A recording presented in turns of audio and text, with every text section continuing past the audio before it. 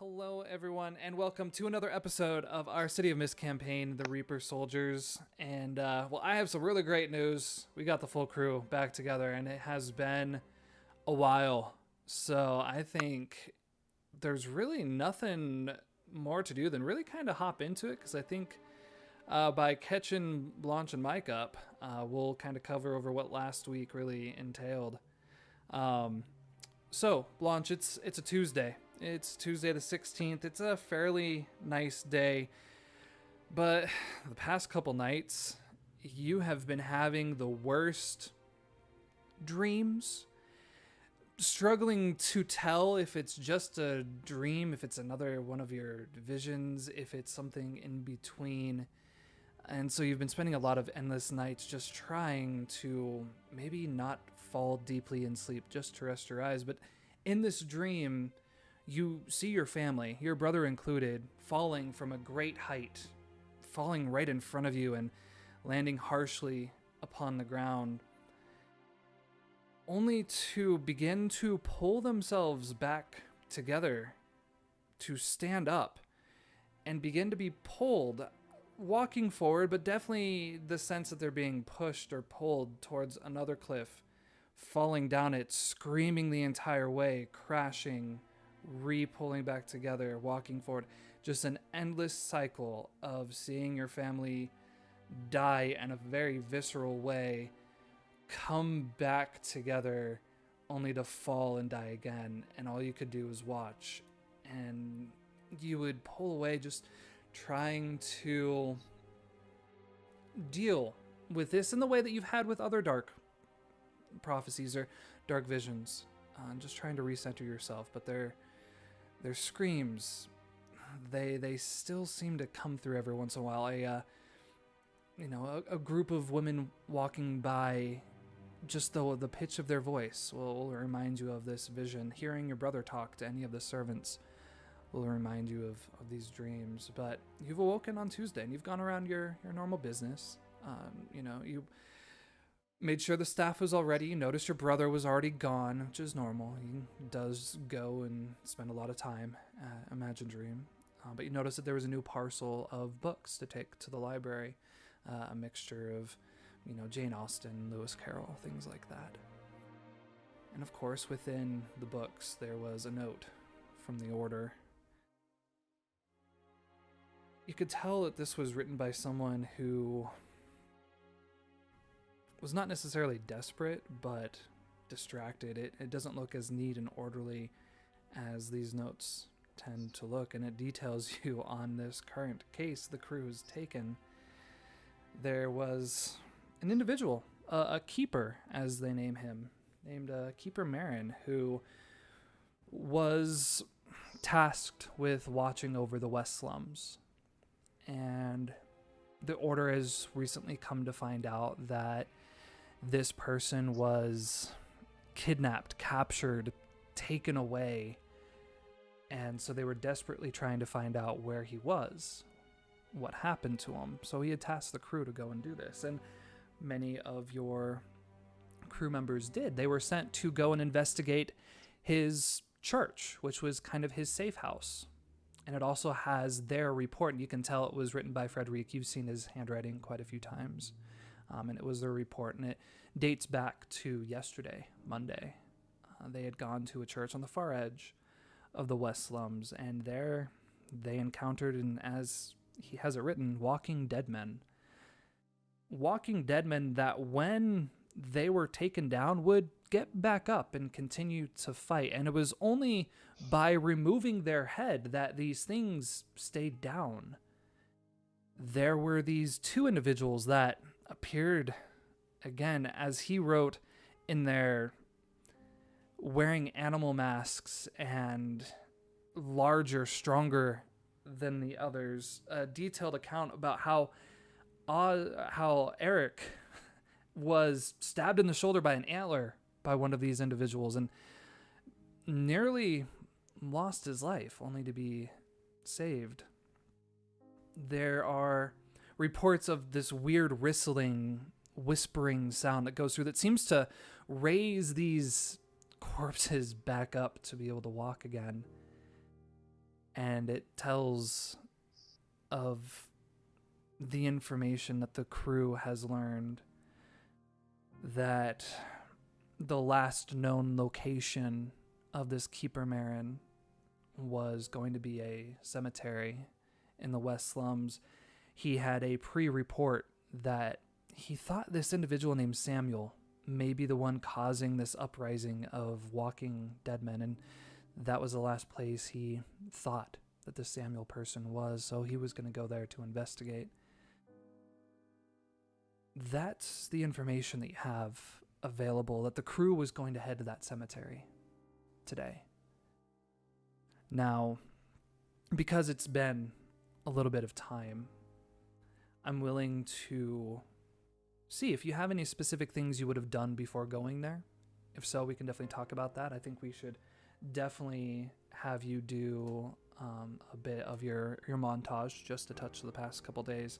But also, if you decide that you are with the crew right now, I can find you a way to be walking with the crew as soon as we get to where they are, or we can just follow Blanche along. So let's start off looking over the montage. You have a couple days that you've been spending. Again, you hadn't had the full information. Last you had heard was kind of you had the party, and that was definitely an event, to say the least.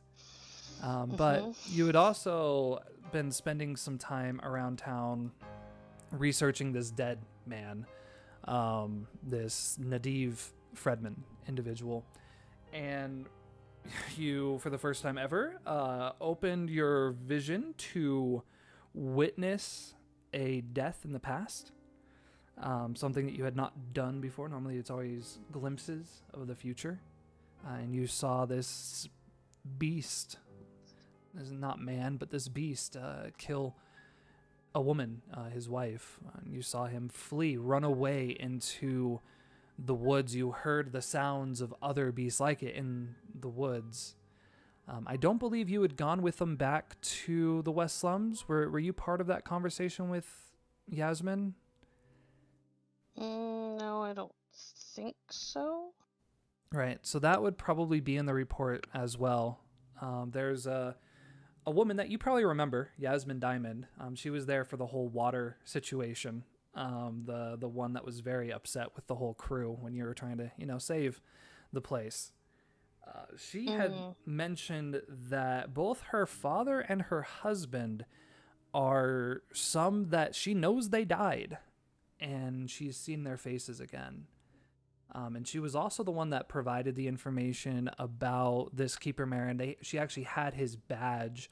And the Sova are a group of sleepers, that just recognize this as a special individual, someone that had a lot of theatrics about him, but he was able to protect them. And they saw him one day, and then he was gone the next. And they found his badge, and they feared something was wrong, so they provided them, the crew, with the badge. They basically have holed up in their headquarters, trying to protect themselves against whatever these walking dead men are. So that's probably in the report as well. But again, the other news that came within that is that one of the members of the Sova, a young man, a teenager named Johan, admitted to have killed this Nadiv person and dumped his body in the well. I guess he had seen Nadiv tear out the neck of a man the night before. He kind of waited for them, a way to get himself initiated into the Sova, or so he thought. Got into a fight, stabbed him through the heart with a piece of wood he had, and frightened, not sure what to do, dumped his body down in the well because he's a stupid kid. He didn't really know any better. So that part of the case seems to be resolved. At least the order seems okay with it, because the distraction or the focus has definitely turned to this keeper, this person, this member of the order that has been taken. And so they want to just, if he's alive, go save him, find out what happened to him. So I would say you've probably been receiving these reports over the past couple days. So maybe let's talk. What kind of things would you have been working on, whether personal life or for this case or anything like that from the montage move? Oh. I honestly don't know. Right. Yeah, I know it's a lot to divulge. It's been a while. I don't know. Can you info dump to somebody else while I think? Yeah, absolutely. So Mike, another day is come and gone for you. You woke up, you went to work, you did what you could, but with no donkey and all of your coworkers there, you just had to pull that damn wagon along. But you did, and you got about a third of your normal workload done. Which is good, because it means you'll have some work for tomorrow. You know, you'll be able to focus on your own district, don't have to worry about that. But it definitely, it makes you miss your donkey a little bit. Still in recovery, unsure how long he's going to take. But as you return later in the day, Frederic beckons to you, kind of to give you the update that the crew has already headed out.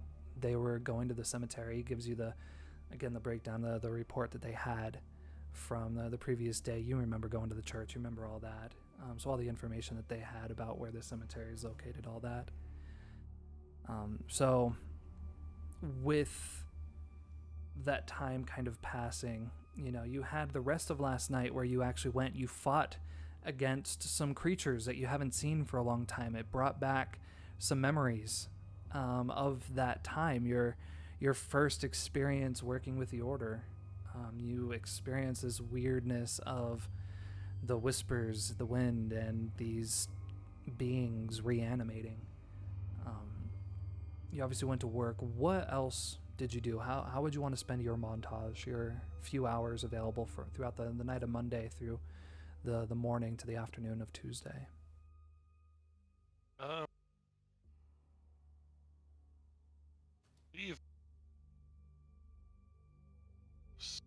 You're cutting out. It's not a better. I'm getting like every other word.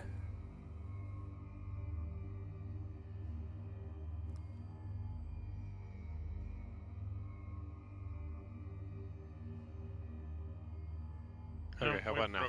Hey, Yep. there it is. Yep. All good. It was Discord. Okay, I was wanting to work on, what is this?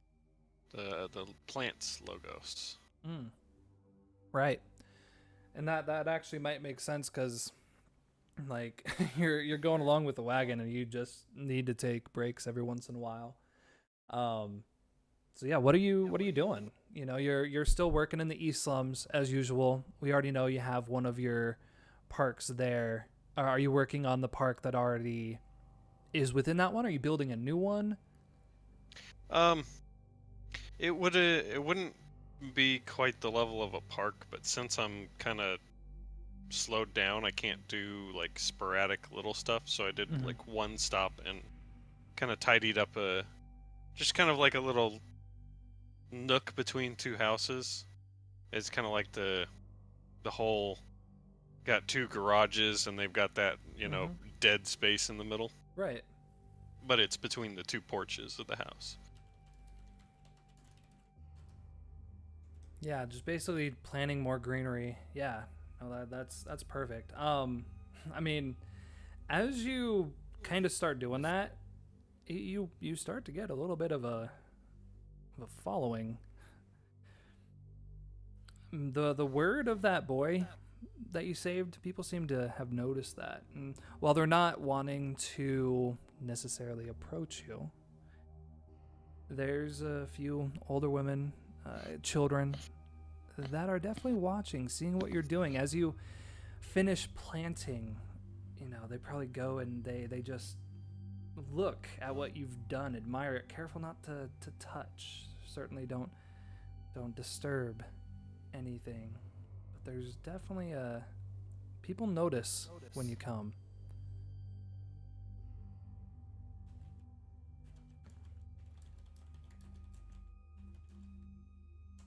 great. He's some kind of religious figure now. But again, as you get back to the pit later in the day, Frederic kind of advises you of the situation. So, tells you that they were going to the cemetery. Mm-hmm. He also advises of a list.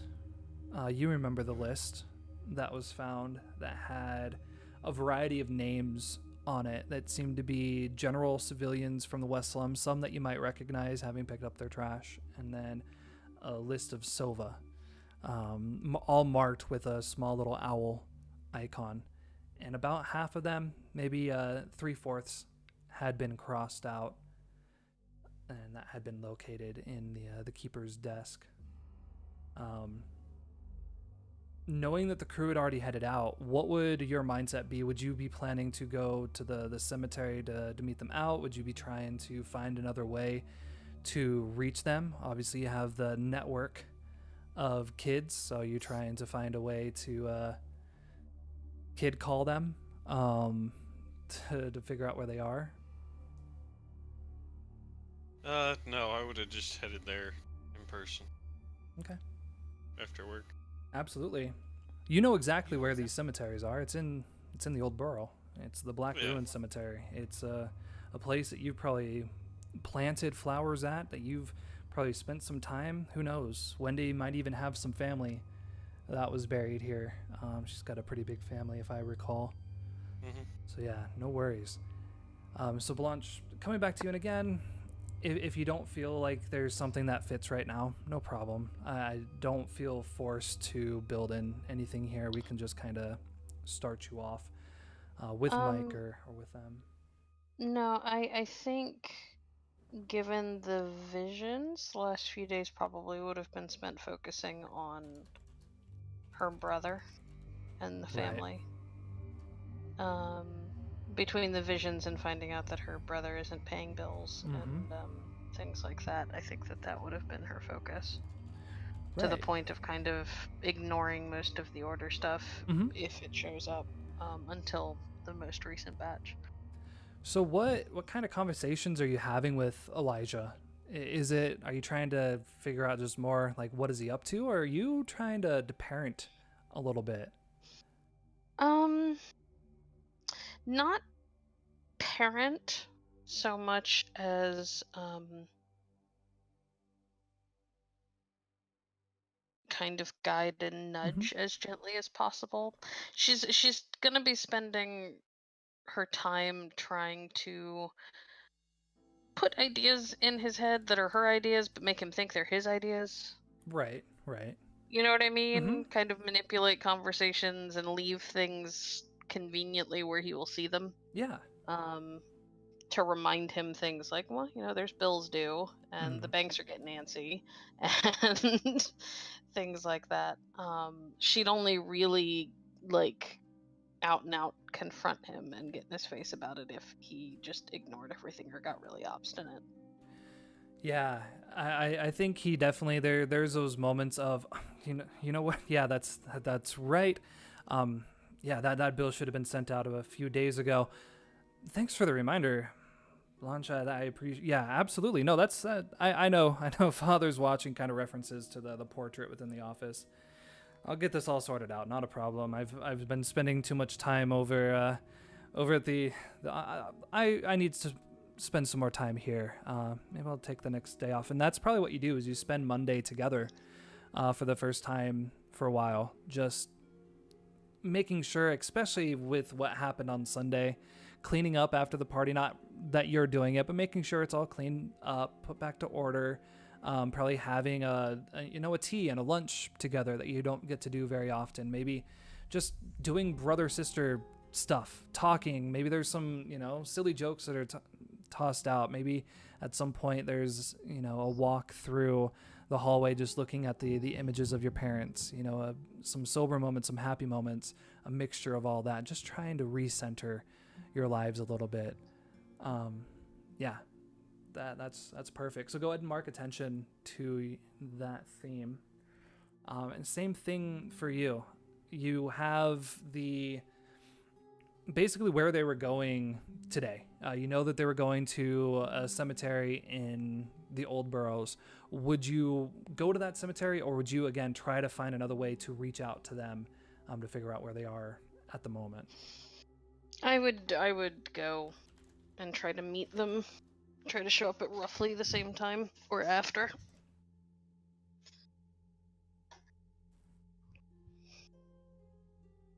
So I'm gonna say this is what this is exactly what happens. Both Mike and Blanche, you begin to approach, and actually let's talk real fast. Blanche, who are you today? And the cemetery is in the old. It old is. district? It's in the Old Boroughs. Yeah. Okay. Can't do the factory woman because that's the one that the lady saw. And I can't do the upper class woman that I did at the gardens. God, there's so many to keep track of. Mm-hmm. She's gonna go with a young woman about her age, but who looks very different. Has same color hair, but it's much shorter looking, and her eyes are darker, and she's got like a scar along her right jawline. It looks like it's old. It's been there for a while. And you know, she's dressed very, very, very low income. You know, like barely a step above rags kind of thing. You know, most of her hair is kind of shoved up underneath of a cap. She's a mess. She looks like an urchin. Right. Yeah, kind of coming from the slum, something like that. Oh, yeah, absolutely. So as you all kind of head that way, I'm going to say from the outside of this cemetery, it's a fairly large cemetery surrounded by these black iron bars, you know, spaced about 8-10 inches apart, these spikes on top. There's a about 4 foot tall stone crumbling wall that surrounds this inner courtyard of headstones upon headstones covered in moss and just growth. There are a few of these larger mausoleums, monuments, tombs kind of scattered across, and maybe from different areas. I don't think you're both necessarily coming to the same place. You can see movement inside, and you stop to kind of watch, survey what's happening. And Eric just appears inside, standing on top of a headstone. Again, you're on the outside of these gates, but you can see that there's about 6 individuals in here, 2 of them with these dogs, and they immediately start going for Eric, who's basically just doing a tap dance on top of one of the headstones. Just there. You wait a moment, and you catch a glimpse of what appears to be 4 individuals fleeing out the far side of the cemeteries, heading towards the river. You can both probably recognize that one is Eric, just a different Eric. Another appears to be William, and there's 2 women with both of them. You run over, seeing this movement, kind of recognizing members of your crew, just in time to see everyone cover their ears. You follow suit, and that's when you both hear these barks, and they are not normal barks. They have this gust, this darkness within them that you can see almost everyone's souls be shook. Maybe it even seems that William has a bit pulled away from him. But you're able to see that it's your crew. They have this woman there. There's a boat ready to take them on the river. And I'm going to say you all take you get on the boat. You have a chance. The crew has a chance to talk while you guys begin to sneak into the West Slums, and that's where we'll kind of come in. So Mike and Blanche, that's what you see right now is you see Eric and William, Georgie, and this other woman there. This other woman has long dark hair covering half her face. She's wearing the uniform of the Silva. She's skinny, maybe about 20, 22 years old. Just kind of has that weathered look. Obviously, Blanche, you would have to figure out how you made yourself known, but I think you're not trying to necessarily hide who you are from them. They're going to recognize you probably by your hair, regardless of your face, I would say. Is that fair? Hair and voice. Right. She And- usually uses her normal voice with them, and she only switches it up with other people. Right. So yeah, I think that's kind of where we start with all of you basically making your way into the West Slums. They don't have time to talk. Like, everyone's just kind of ushered on board to this boat, and it begins to sail to the west towards the slums.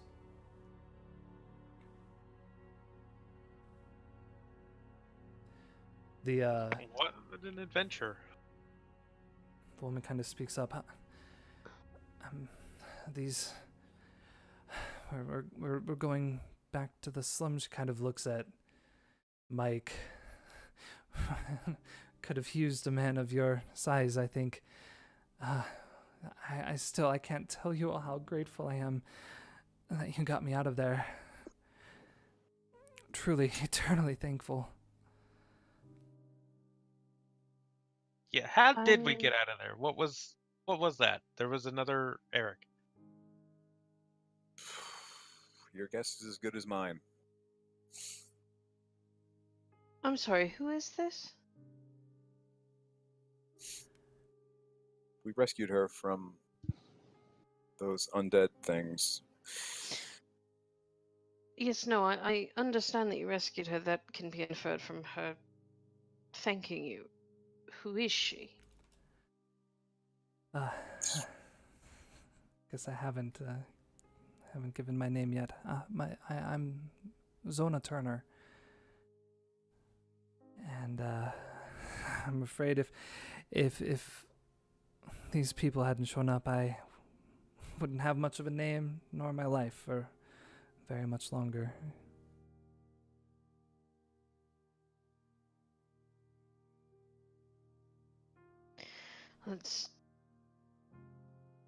I'd say it's good to meet you, Miss Turner, but it seems like it's not under the best circumstances. So we'll just have to say that I'm happy to see that you're safe. Yeah. Oh, I missed it. As am I. I have much to speak to Yasmin about. Again, I know she will be very grateful that you've all. You never told me how. Why were you there? Why? How did you find me? Did she send you? Did Yasmin send you to find me? We were looking for somebody else, but apparently he's already gone.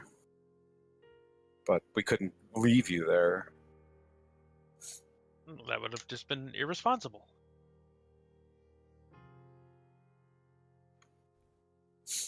You didn't happen to see a man dressed in leathers? Owl mask. Yeah. Thing. Well, we found his gear. As you kind of mention him, yeah, she kind of stops. Yeah. The night owl. That's who you speak of. Yeah, he was there when I was first brought. I've been there for probably, I don't know, what day is it today? It was a Sunday when they took me. He was there.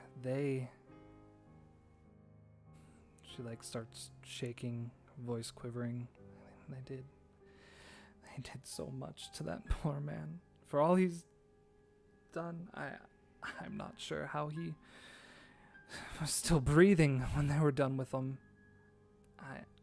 I assume they took him where they take everyone else that they're done with. They take him to that man, the man with white hair and dark eyes. Can you explain anything else about this man with white hair? He was obviously in charge. He's the one giving them the orders, the one forcing them to cut the flesh to kill. No, you don't have to explain that. Can you explain what he looks like? How old does he look? What kind of clothes did he wear? What did his voice sound like? He wore one of those uniforms, those the veterans of that war. He wore one of those, an older man, and grandfather, long white hair, white mustache. He spoke like a leader, not just a boss. Like, he had a direction in his voice that even if you did not want to listen, you were forced to listen. That sounds like our man. All right.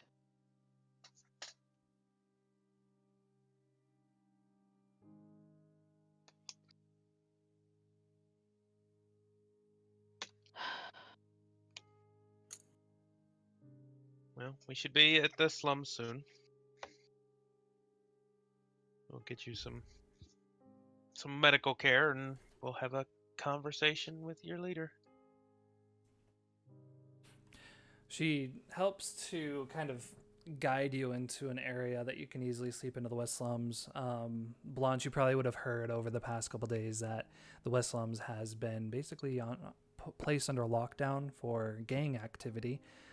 You might even see that going by the bridge down in the distance, the bridge that connected to the underground cistern where you found the body originally has been blockaded.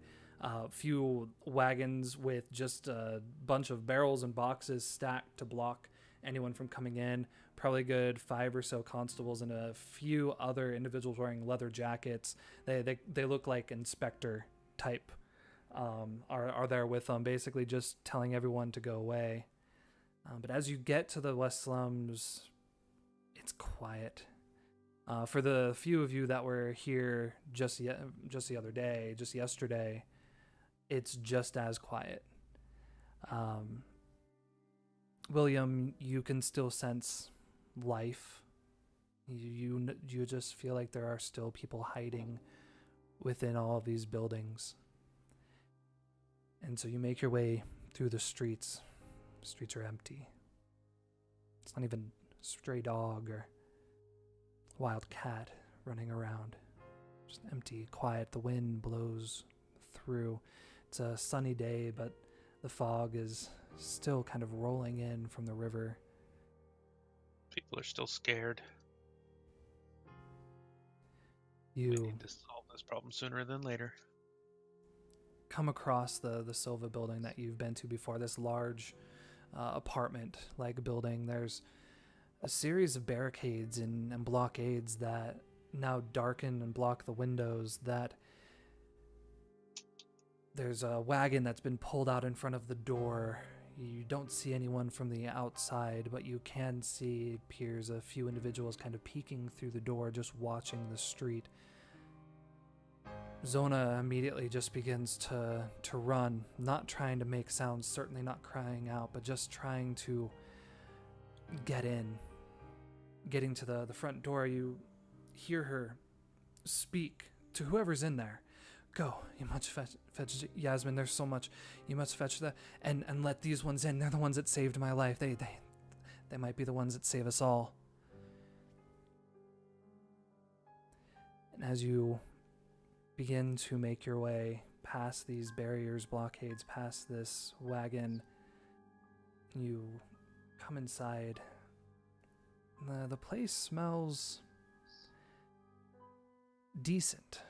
It has the smell of rose petals, a bit of gunpowder. It also smells like people, and you can definitely, especially for like you, Blanche, you pick up on the many unwashed that are within here. These two young men that have been watching through the door, you can tell they have scavenged weapons on them, some pistols that look like they were used 100 years ago, flintlock, nothing too fancy. They might recognize some of you that have been here before. Definitely don't recognize Blanche. And they start to lead you down the hallway, pass through a couple large rooms that just have bunks and beds and people all in them. It looks like a lot of families that may have been displaced throughout the slums have possibly come here to reside. And you're brought to the office of Yasmin. She's already been making her way to the door. As soon as she sees Zona, she just goes over and she grabs her and she hugs her. Just holds her tight. Child, your father's here. Go. He must see you. I'm so happy that you are here, but he has been sleepless nights since you were taken from us. Go spend time with him, as much time as you need. I will be here. We will talk. But for now, just go. Rest. Comfort your father in this time. She looks to the rest of you. She kind of studies your faces for a moment. Please, come in. Be comforted here. Take a seat. Yeah. I know I've spoken with some of you before. Are there new members of you? Looking towards Blanche. It doesn't matter. Have you found out anything about the keeper? Where did you find? I'm sorry, I'm asking too many questions. What can I do for you? How can I help you with this?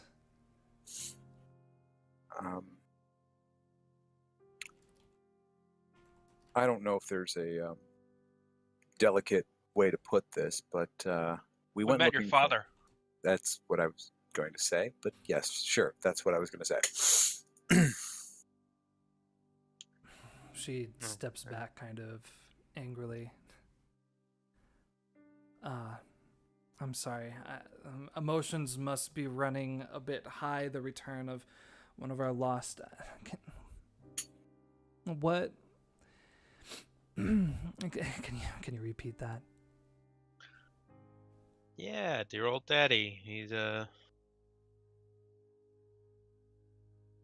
He seems to be working with this Samuel. He's different to those things that are out there. He's sentient. He has a power. I don't know what it is, but no. Is this a joke? I don't understand what you're saying. I told you the last time you were here that I'd lost people, but no, that. Well, we found him. He doesn't like us. Eric, you feel presence in your mind. So beautiful she is. She must be comforted. Yes. Oh, She don't must get know. creepy. She must know that. Don't make this weird. She must know that I am fine, that I am well. Reminder of the day. Yes. The day of my death. August 13th. It was a warm day. She and I had spent the morning having tea, just taking a walk. And wouldn't you know it, the heart just failed on me. I guess you wouldn't understand that, would you? Yes, comfort her, son. Let her know that I'm here. Not your son.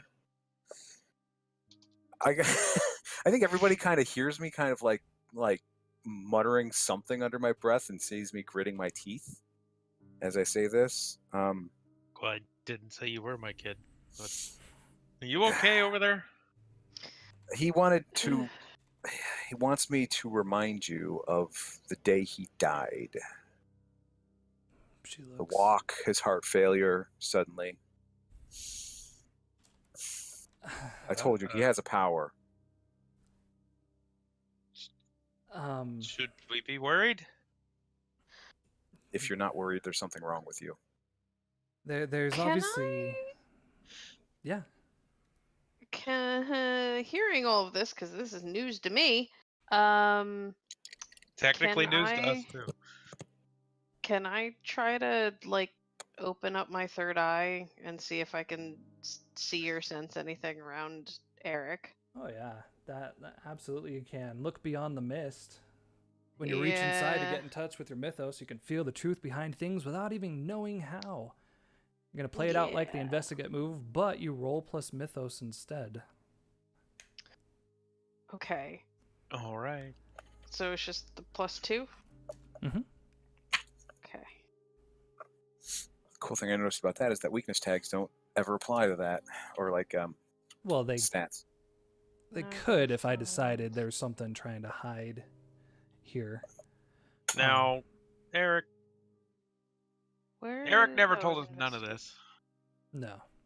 Eric acted strangely, caused a Oh, second no. part of himself to appear. Oof, the Not dice are still good. going to be unkind. Oh no. No, it's definitely not good. Oh Because no. as you Blanche attempt hasn't been sleeping well lately, guys. as you attempt Welcome back. Your to first roll. read man. into Eric, whatever's within Eric reads into you, and you take a possess 3 status. Oh no. Oh, no. As you feel a presence enter your mind. Oh, What is hello. You're a new one, aren't you? Good. More eyes within this place. That's all you hear. So, do we see anything Nope. happen, or you This just is like all within stand their there for a mind. second and then? Oh, man. So bad. Oh, that means you can't like actively inform us on anything either.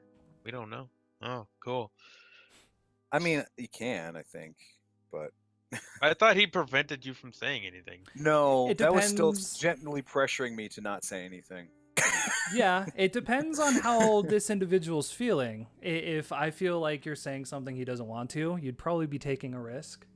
But in general, he's just happy to be here, seeing his daughter. I'm just happy to be here, folks. Oh, it's just a happy little mistake. That might kill everybody in the district, but we've done that before. These So things yeah, happen. by this point, she's kind of backed up to the desk.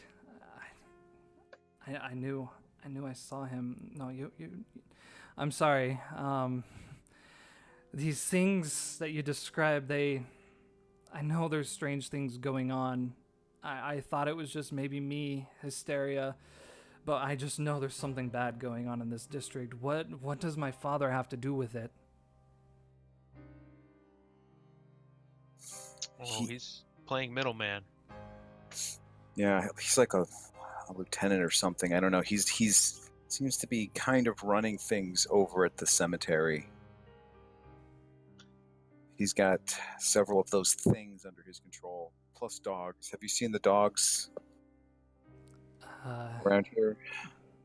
No, we have many dogs, stray dogs everywhere. You would know these dogs if they were here. Pray you never see them.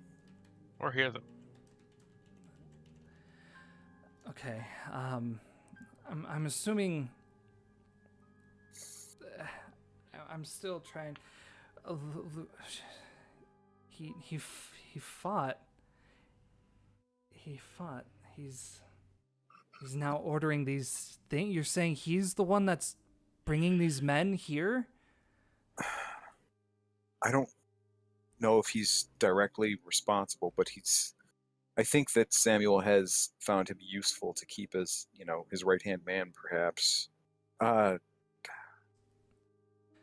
Wait. There's something going on in me. He's looking for something. Mm, And you. go There's something- ahead. Yeah.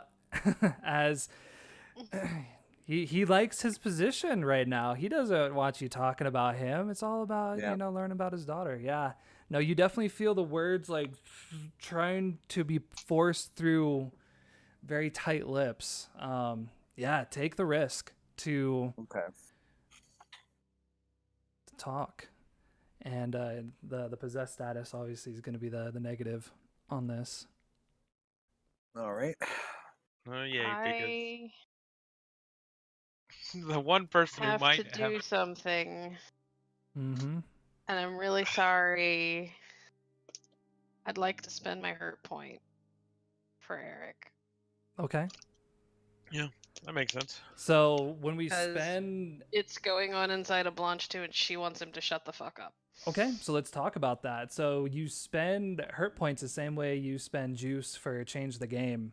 So what are you trying to enhance status? Are you looking to create some kind of story tag that, shuts him up? Yeah, what are you doing to get him to stop speaking?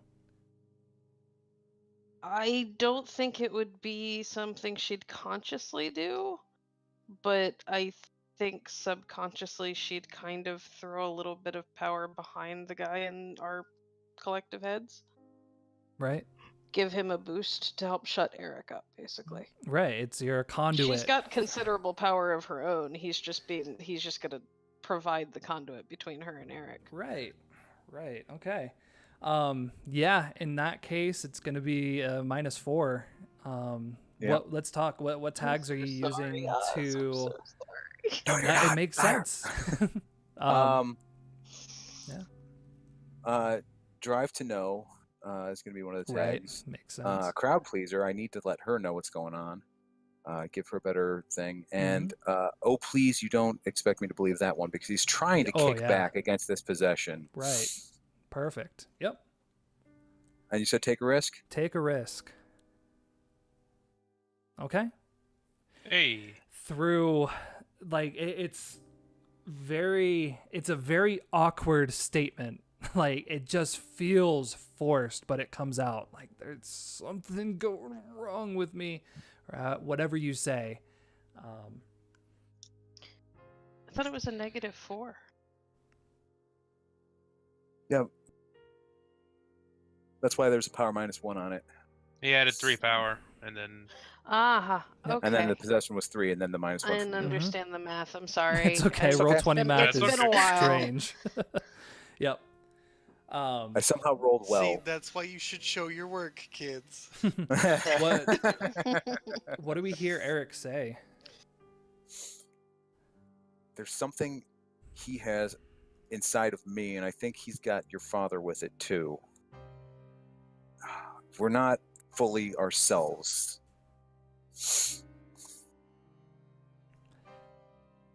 That's probably all I can kind of grunt out. Mm-hmm.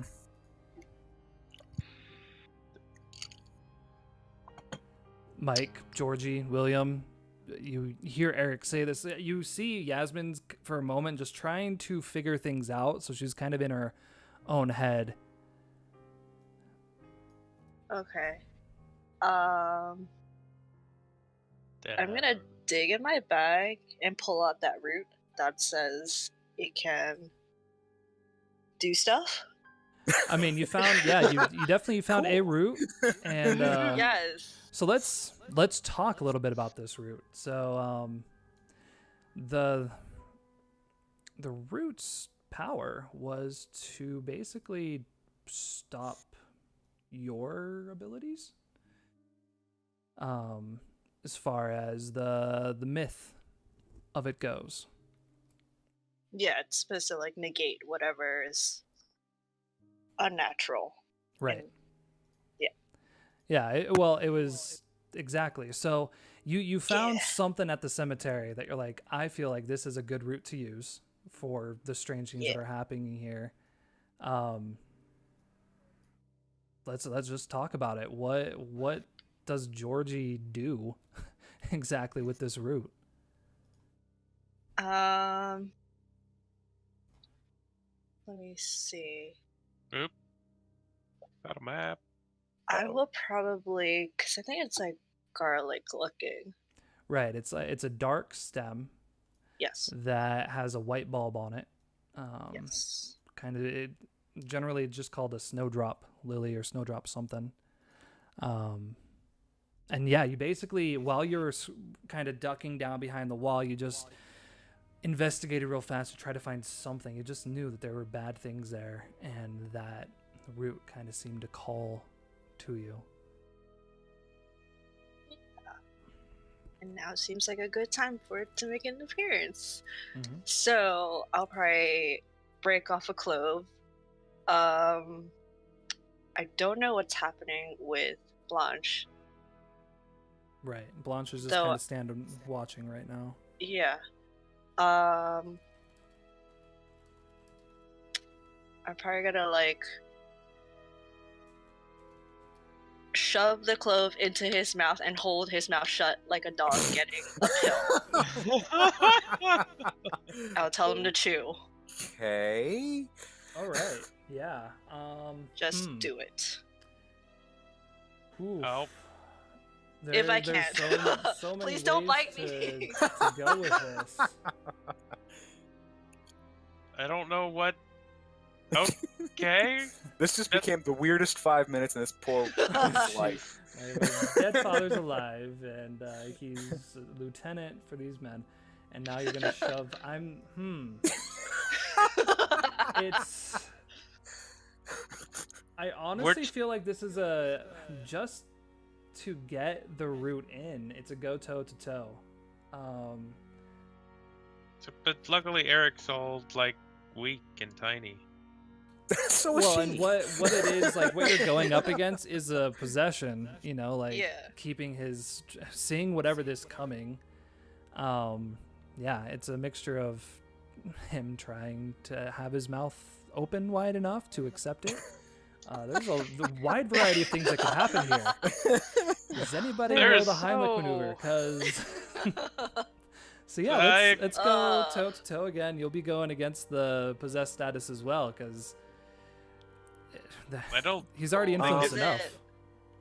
Negative boy. 4? Can Still? I? 3. Can I add a help point to her, because she did just save my life earlier? So. Right. So I guess for that,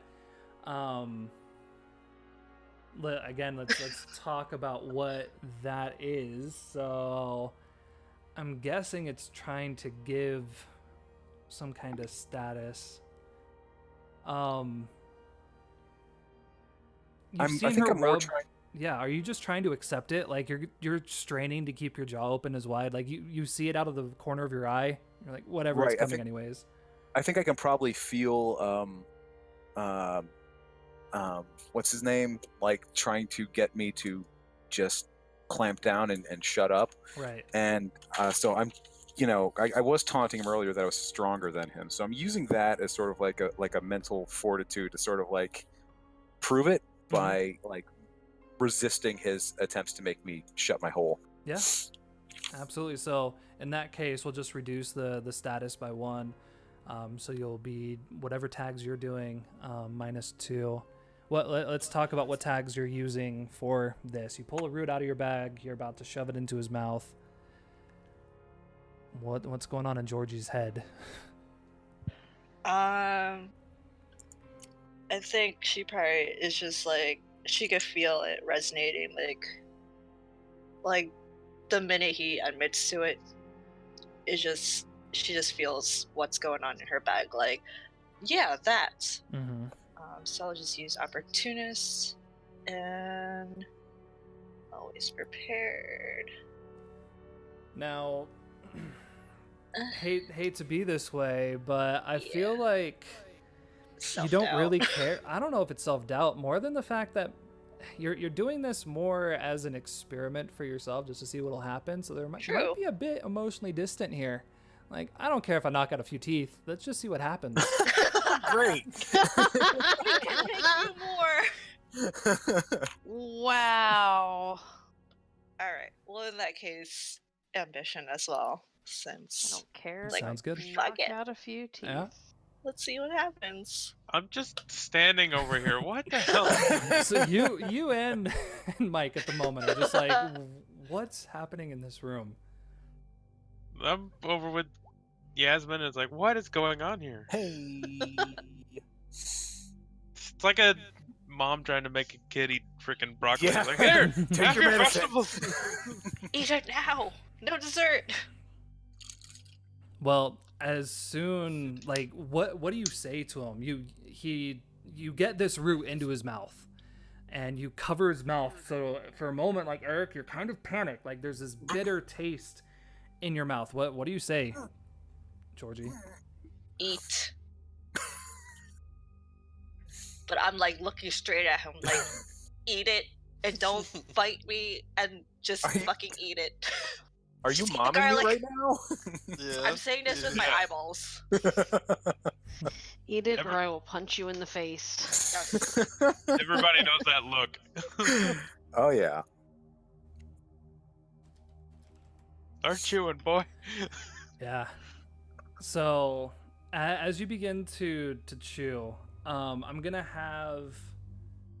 This is interesting because I think Blanche, you're standing in the background trying to figure out what's going on here. Mike, William, you're both. You see this happen very quickly. Yasmin even notices the movement and has not quite recognized what's going on at all, but definitely sees something weird's going on. I do have a tiny bit of a meta question. Yeah. If Eric gets rid of the possession, does Blanche lose it too, or is it? Oh no. All right. No, it's I didn't know if it was like linked through Eric or whatever. no, unfortunately Oh, not. okay. He's Yeah. Give the person with the crazy mind powers a possession. I got it. Well, and I mean It's like- with those crazy mind powers, I mean he's whispering some things to you, Blanche, that you gotta stop this. You can't let whatever's happening. Oh no, he I has that have bad to roll feeling. because fucking Spoon said something. God damn it, Spoon. No, He no, already it was, had these ideas. It There was is already nothing. already coming. You can feel. You can feel that he's angered by this distraction. Like, this was supposed to be, he was excited to see his daughter, and now whatever this is, this needs to just stop so the focus can go back on his daughter. Just feeding each other Having broccoli. spent What's some happening? time with your brother recently, there's definitely some very family vibes going on here. He just wants his distraction done. Like, whatever, stop it if you can. But he also feels that you might be a more powerful ally than this Eric individual who's just chewing on a Clearly. strange flower. Like a We've little given goat. Gandalf the One Ring. Mm-hmm. I don't like this. Not one bit.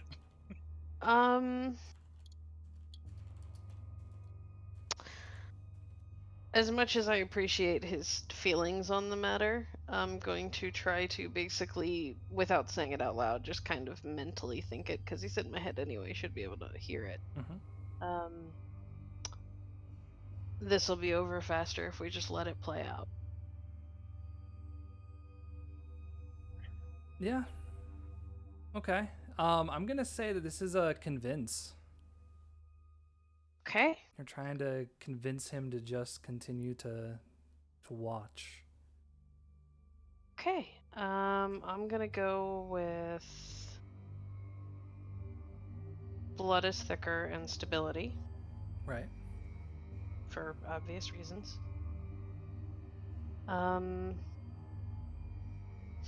And well spoken, since I'm trying to talk some sense into him. Right.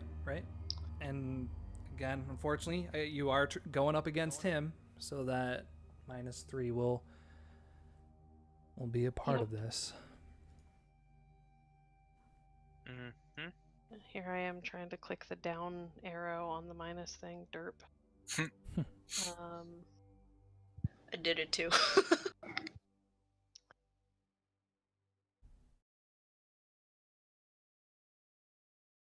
And Oh, I feel so bad doing this, but I feel like prone to self-doubt is in there. I haven't slept well.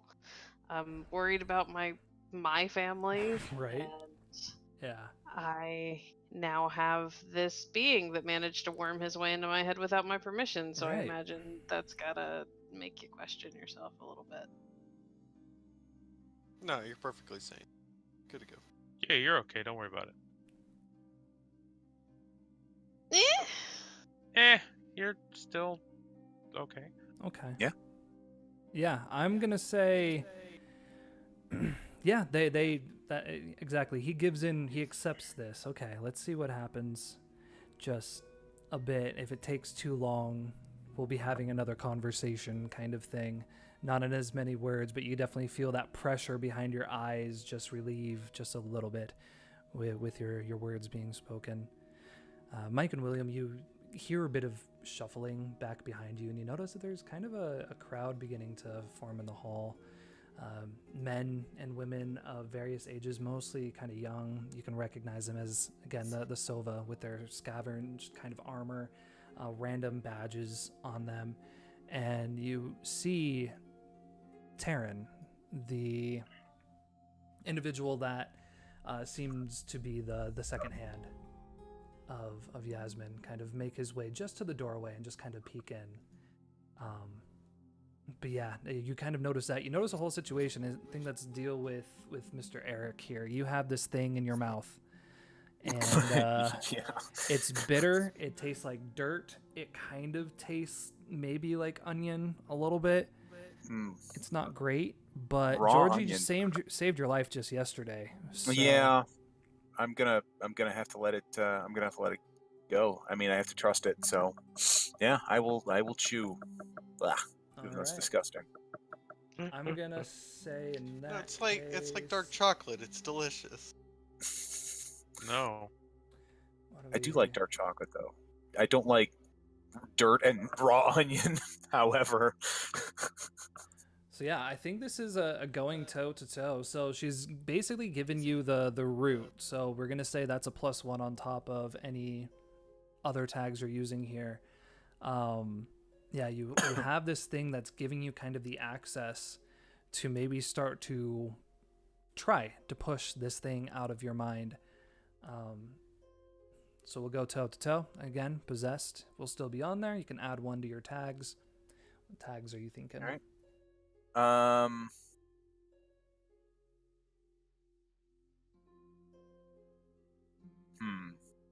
I don't know if I can use the tags that I had previously used, or if the situation's has changed. Yeah, you didn't have a root in your mouth before. You do now. Okay. Okay.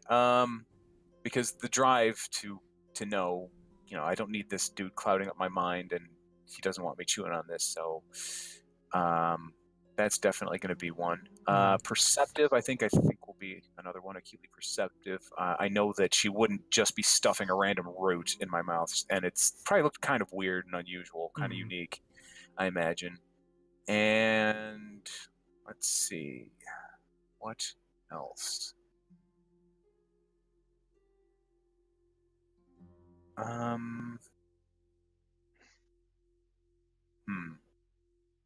That might be it. I'm trying to see if I can come up with any way to BS any of these other tags in. Let's give it a shot. I guess I crowd pleaser. I mean, I'm still trying, and Yeah. I'm certain that my mythos is not happy with being glossed around. Yeah. And there's only one of you right now. I mean, it was cool with 2, but now there's 1, and you're not even in control of your own mind. This is madness. Get control, man. So you said toe to toe? Correct. Very nice. Hey. All right. Isn't that whatchamacallit? I mean, Dynamite? I don't know. I don't have that tag. Would be if you had it, but yeah, doesn't matter, because there's something either in the roots or within your own self. And I do think a lot, but your ego's still here. You feel like this is more you than the root, but you push it completely. That go ahead and remove that possessed status as you feel this weight lifted, and it's just immediately just filled with what did I just do? Like, all of those things that maybe you were kind of foggy on that happened at the cemetery just rush in immediately. The second one of you, the leaping over a fence, the finding, almost being thrown over a roof, finding out that they've been cutting off skin of people. All that stuff just kind of hits you. Yasmin, by this point, just kind of notices again, you all are a bit weird. What you're saying is weird. She takes a step back, kind of back behind her desk, and sits down. Please, come sit. Did you find anything out on that man, the one with the badge? The woman that we brought here with us saw him. They did a lot of terrible things to him, but she thinks that they took him to see. I have to assume it's Samuel. She described a man with white hair and dark eyes who was running the show, and when he spoke, people had to listen. Apparently he has the night owl now. Okay. And this was at the church? Where? It was at the cemetery. Cemetery. The one in the old boroughs. That one? That one. Yeah. That's where my father had been buried. For you to find him there. All right. Why? Over the past few nights, many individuals have gone missing. We have a lot of displaced families that have sought refuge here. We've also had quite a few of our own, the lost, as we're calling them, not return. Zona is the first one from them. Do you know why these people are being taken? They're Birthmarks. some kind of mark, yeah. They're They're looking for something. People who have fought in the war, people who have birthmarks. they cut the marks off of the bodies and show them to. I think they show them to your father and or Samuel. They haven't. They're looking for something specific, but they haven't found it yet. Oh, that's okay. Birthmarks. I will just say, kind of a meta thing in case you don't recall. You do still have a list of names and a map or a piece of paper in your pocket from Aaron that you haven't looked at. Oh yeah. Might as well produce that. Yeah, so you pull out the piece of paper just because, again, all of these other memories have just come back to you, and you look at it. Yeah, it's a map of the West Slums with many residences crossed out. A few have been circled.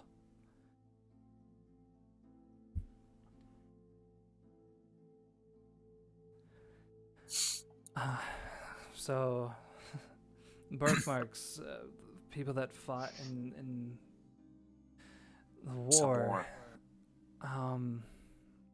Samuel's apparently a veteran. I don't know anything about. I've just heard his name in reference that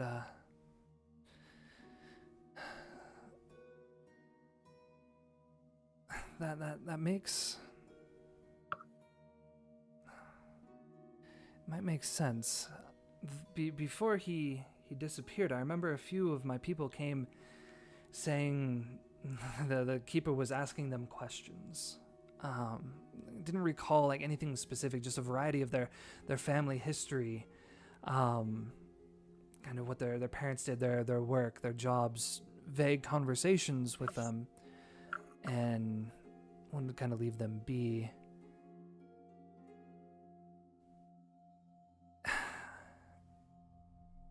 You know, he did. I had almost forgotten about this. About a month after my husband died, he was just there, standing outside the window, and she kind of references to a window off to the side of her room, just standing. I won't lie, I reached for the revolver. I thought it was something bad, but he was just kind of waiting, watching. It was definitely strange. He was asking me the same things, and I don't know, I thought he was just being a bit inquisitive. Nothing more. He'd asked about my father. Asked if I had ever been with child, if my husband and I had ever conceived. General questions. Asked if I had an image of my father. Unfortunately, I didn't have anything. But what birthmarks? What does that have? What does that have to do with anything?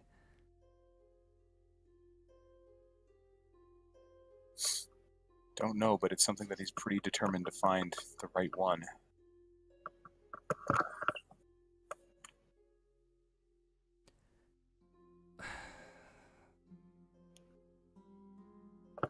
We, honestly, I haven't really kept track of that kind of thing within my people, and I'm not sure how we could get that information. You know, there's someone that might be able to provide us all with a bit of insight. Taryn, she kind of references the doorway. Yes, ma'am. Can you please fetch Mother Nora and bring her here? We could all use a bit of her guidance. Of course, ma'am. He makes his way down the path a little bit. Mike and William, I mean, you're kind of observing anything while you're back here. Is there anything in particular you're wanting to do, say, ask while you're doing this?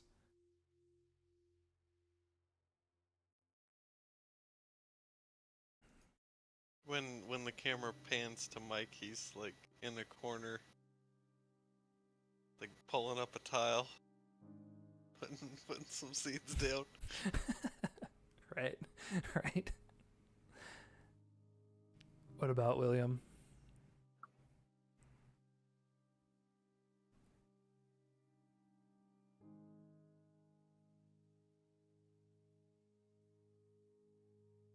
Is William muted? He is muted.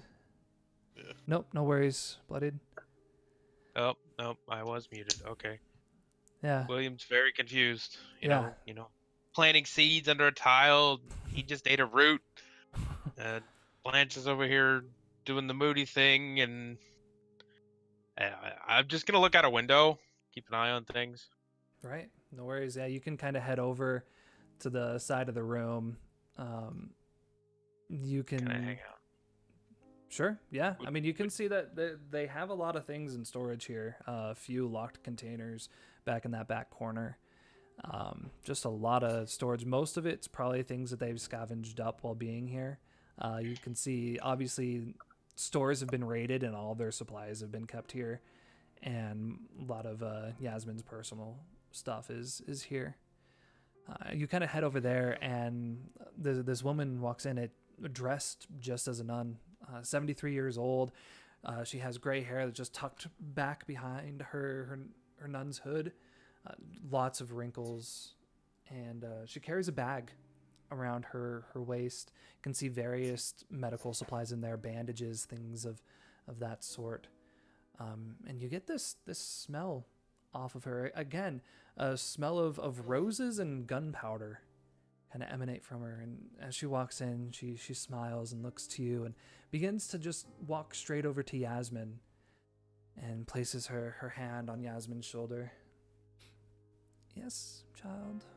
What is it that I can do for you? Yasmin kind of looks up. Mother, I'm afraid I am very lost myself. Our guests here, they're the ones that return Zona to us. She turns and she gives you a big smile. They bring strange news about my father, about these men, about a search that they're doing. She kind of turns and walks towards you, kind of looking at each one of you individually. You've done great service returning Zona to us, and I have heard tales of the other things that you have done for the slums, and the body in the well, and cleaning the water and all of that. I appreciate it. I assume you come in reference to the demons walking our streets, ferocious beings.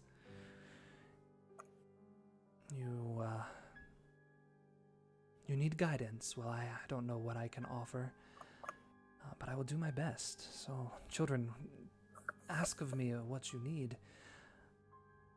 Just know that while you are in this place, and she kind of beckons to the entire building, you are safe. Those things cannot harm us here. God keeps us at peace, and he keeps those things away. We are protected, so you are safe as long as you're within these walls. Thank you. That seems a little weird. Everything is weird right now. Why this place in particular? Why is this place so blessed? She makes her way over to you, kind of yelling across the room. I was just thinking to myself, but yeah, okay. Oh, okay. I can't tell when you're thinking to yourself and not out. No, I mean, I would suppose I was talking loud enough. Talking out loud, but I'm thinking to myself. Yeah, well, fine. I was talking to her. I moved closer. How about that? You're a religious person, William. You've gone to church before. What she has in her bag is a series of blessed oils and blessing salts, and you kind of notice as you look around, every windowsill has a layer of a mixture of these salts and oil on it.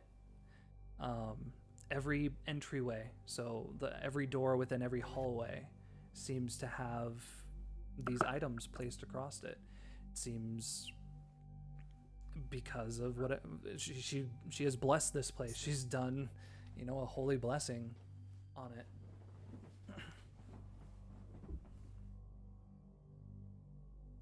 No. Well. Wish I would have thought of that before. Might have saved some trouble.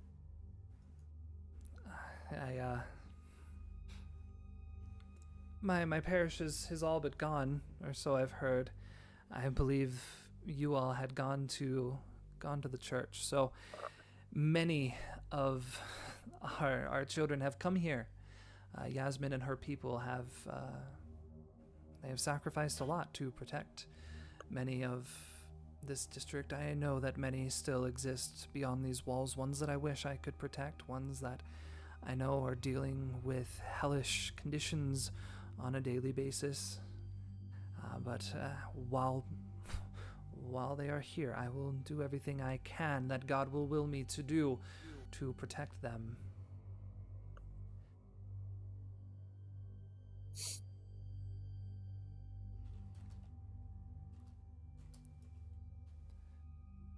So, tell us then, what do you plan to do about these things? What can you do? Why are you all here? You're not from the police. I recognize that one, and she points towards Mike, still digging in the sand. He used to take the trash from here. The rest of you, women, men, why are you here? Came here to try to fix things. We first came over here with the water situation and the plague, and it seems like we keep getting called back. Right.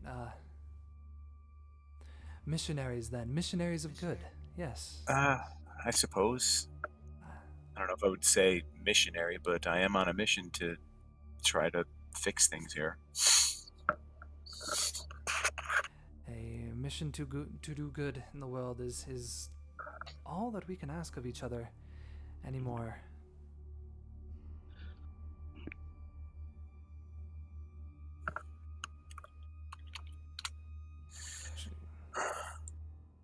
I guess the reason that you got called over here was we have some questions about what's going on. Maybe you can provide us some insight. The people that have been taken from here and dragged away by these things, the man in charge of them is looking for a particular birthmark or something of that nature, to the point where they're cutting the... I'm sorry for the indelicate phrasing, but they're cutting the skin off of people to see if it's the right birthmark. I see. Do you know what this birthmark, this marking is? What they're looking for exactly? I only know that they haven't found it yet, unless, Stilts, I'm forgetting something. I don't think that we know. I think you just said that's not it. Okay. Yeah. All you have, basically, the current clues from last time. Again, you have a list of names, about 30 names, about 3/4 of them crossed out, some of them Sova, some civilians. You know that Marin was at the cemetery, that Marin was alive the last time anyone had seen him, that he was taken away somewhere by a cart. You know that the dogs are very dangerous, that their barks can kill, that they're cutting off birthmarks and looking for a specific one. They're looking for veterans and children of veterans. Yep, and you remember Zona. That's it. So I think you got part of the information that you had while you were there, and there's probably more to gather. But you still have those lists, so you could... Yeah. Yeah, we should probably show her the list of names. Yeah, I thought that I had, but maybe it didn't come out that way. I think we showed what's her name, and then she called in the nun. Yeah. I think she goes over to this list of names and maps, and this is very... She starts going down the list. You're saying that the man that controls those things, that orders those demons, had this list and this map? No, this was from Marin, the Night Owl. Sorry, the Night Owl. Right. He had... Perhaps he knew something. There are many families in here that had members that fought. Birthmarks, I can't recall. There are still some names on here of people still within these walls. I guess that would be for the best. Yasmin, we should use this list to go and find these people, bring them here. Yasmin that's a good idea. Isn't Yasmin's name on the list? It was, yeah, but it's been crossed out. Taryn's name was on here, it's been crossed out.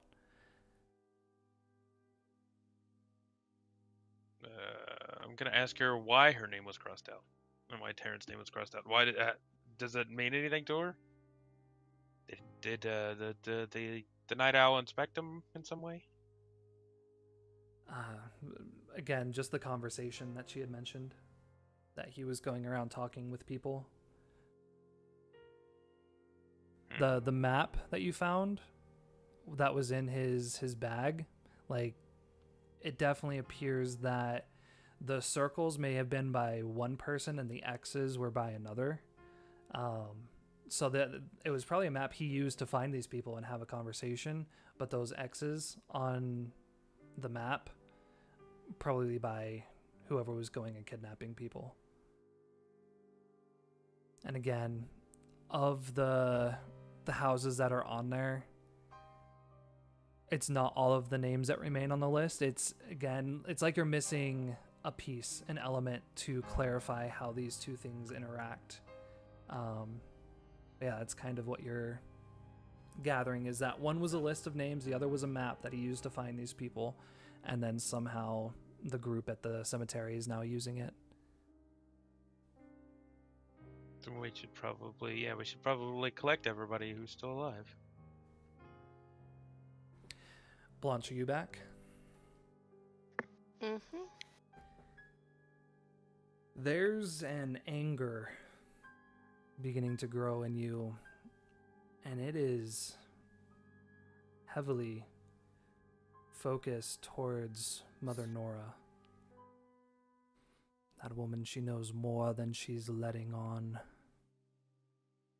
She knows who it is. Find it. Find the name. Find this for me.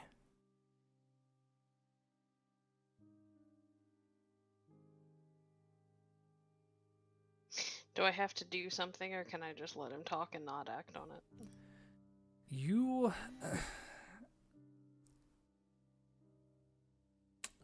It's basically he's trying to force you into it. So in a way, he's convincing you to do it. Either you do it, or you don't, and there might be consequences. So if you're trying to restrain by not doing anything, then it's going to be a risk again. Okay. All right. Patience and cunning. Even if I wanted to do this, now's neither the time nor place to force it. Right. Cast magic spells because I'm having to literally hold back somebody in my head. Mm-hmm. Stability. For obvious reasons. Perfect. And I have a -4, right? Or -4? 3. 3. So it's just a solid thing, okay. Was this face danger? This is just taking a risk. The risk to take the risk. not follow his orders. You got it, Mr. Voice in my head. Hey. Nice. You push back, and you don't feel the pressure relieve, but you feel him get silent, like just an angry person walking out of the room. You feel that anger leave, but you still feel that presence there.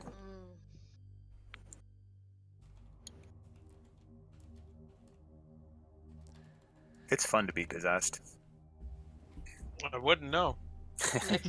Next few sessions for me are just going to be a lot of me rolling, take the risk to keep this fucker quiet.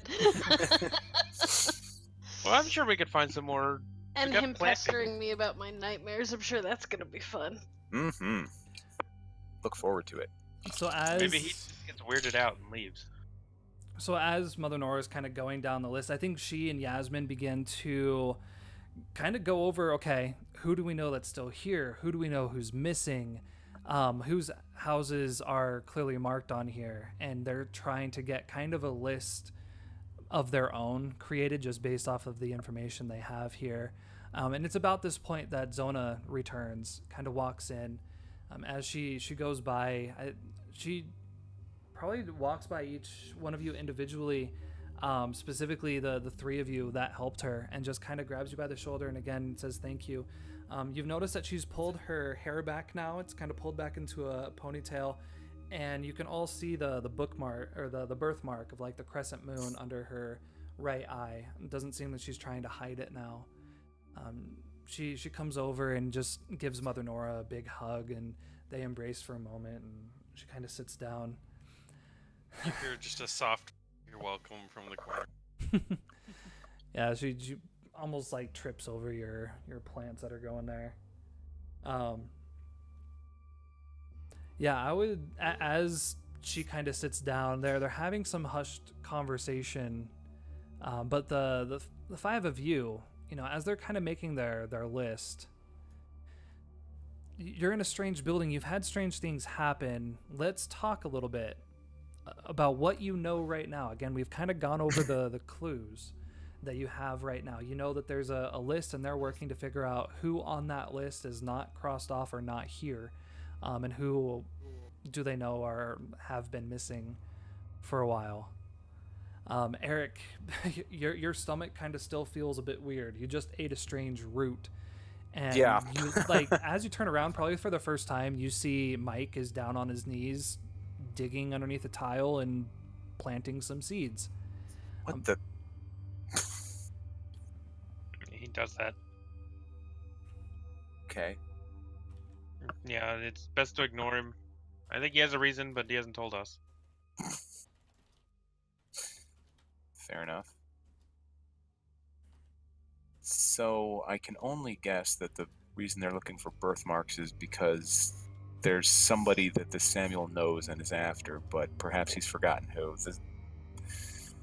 Whatever weirdness suffuses the city might be obscuring his memory. Is it kind of this is a GM question. Like, we all know there was a war, but none of us remember why or who it was against or anything like that. Right. So you have remnants of a war. Imagine you're living in Civil War times, and you have everything that you have the Civil War existed, and then everybody forgot the next day that it happened. You still have people that had members that were lost. You have people that still have their uniforms, but any kind of imagery have disappeared. Any records, historical records, are gone. There are mostly the remnants are the veterans, the people, the ones that walk around in these unmarked uniforms that you can't tell rank anymore. They're just like this dyed, faded green that you just know that is the uniform of a veteran. Why they all tend to wear them, and you had just seen a uniform just like it, both with Melville at the cemetery, but also with Timothy. It's kind of unclear why they continue to wear it. A symbol of pride, possibly, but yeah, as far as the war itself, it happened. Nobody knows with who, where, why.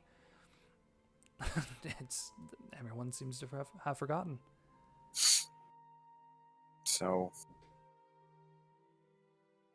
perhaps Samuel's looking for somebody specific who he can't remember, but remembers a birthmark. That's all I can think. Specifically, he's been looking for veterans, and he's a veteran himself.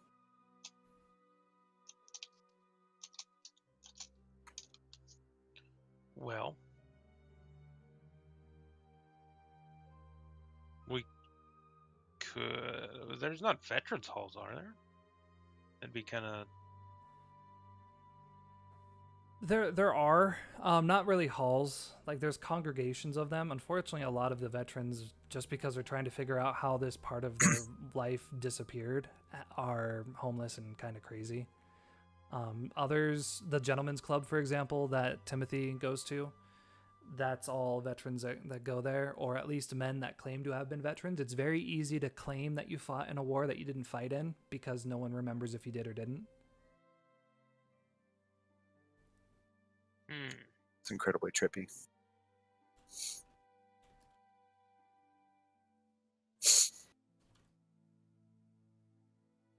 Well, there's no easy way to just check the veterans, then, is there? Well, we guess wouldn't we even know what we're looking for. Well, is there any way to tell who's a veteran on the list? That's probably, again, based off of the knowledge that Mother Nora has just of the families in here. I think that's something that should be marking in there. Again, she probably isn't able to tell birthmarks, but what they're doing right now is building a list off of who on the list is not here, who has family members that are here that have said that they've been kidnapped or missing, and then who, marking anyone that either had a parent that fought in the war or they themselves fought in the war.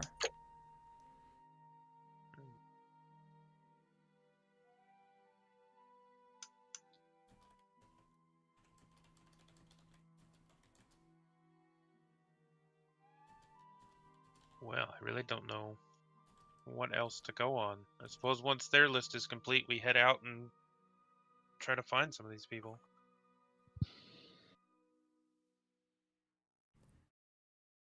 I think as you're all having this conversation, you see the three women writing up the report.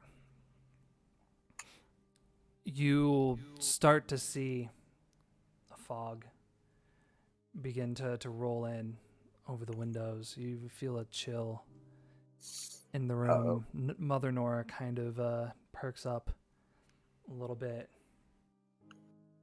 and looks, and you start to hear a whistle, sound of people whistling down the hall, an alert of some sort. Taryn comes running in. Yasmin, they're coming back. What do you want us to do? Mother Nora kind of looks up. It's fine. Everyone stay inside. We'll be safe here. Probably just passing by as they always do. Yasmin looks up. Yeah,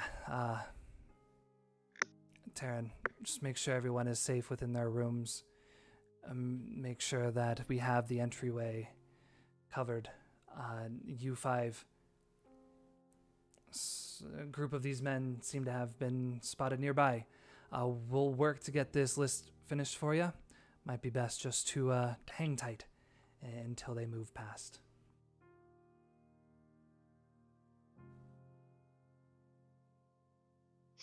I'd like to go to a window or a door or something where I can see outside. Yep.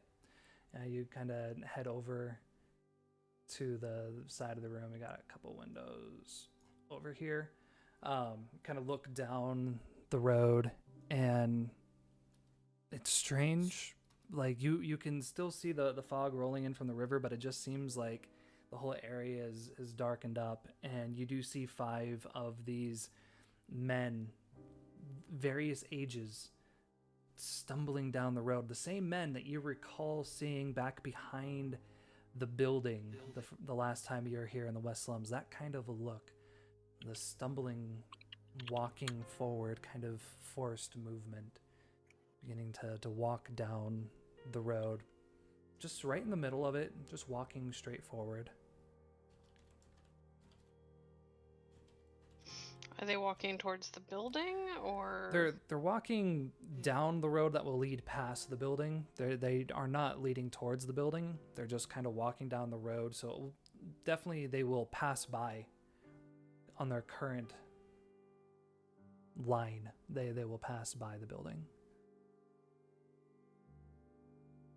And is the guy in my head doing or saying anything? Silent. You still feel, it's like your eyes are binoculars. You can feel someone watching through them, but he stands there silently. Okay. I think we just wait for him to pass. Might want to ask her what's in the stuff that's along windows and such. Yeah. Again, just looking over it, you can kind of tell it's like the gang went out and raided every single store, shop in the district and just pulled all their stuff here. It's just a pile. It's piles of things from, the clothing stores, the pawn stores, the families' houses. Just No, the goop around the windows and such. Oh, that's just me. That's nothing specific. That's just general It's goop. obviously helping keeping the things at bay. Oh, right. You're talking about the stuff Mother Nora has. Yeah. Yeah. You're a religious person too. I think everyone would recognize that they are, again, blessing oils and blessing salts that are used to keep demons at bay. And they seem to be doing a damn good job.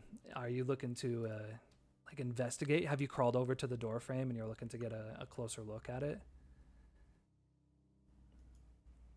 Like picking some of the stuff up with your fingers and fiddling with it? He's just gonna Not rub himself in it. Not so much. It was more just the smell that was curious. Yeah, rose petals and gunpowder. An interesting mixture. Sweet yet bitter. So, quick question as to how far you have gotten on the list. Is there anybody nearby that we should try to see about taking care of in case these things are coming for them? They kind of look back to the list. The only one that we can see here, there was one other that was taken the same day that Zona was taken. And Zona's kind of shaking her head. And I guess Zona, tell him. She speaks up. Yes. He's a bit older. He hasn't been with us for very long.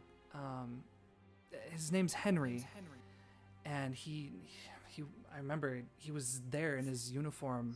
They found something on his chest. I don't remember it exactly. It a sunray, I think they called it. And they didn't cut it from him. They took him the same way that they took that man with the mask. They took him. I don't know. He's the only one from this list that's meaning anything right now. The rest of these families, I know they're gone because I watch them die, and the rest of them are here. Okay. But Henry,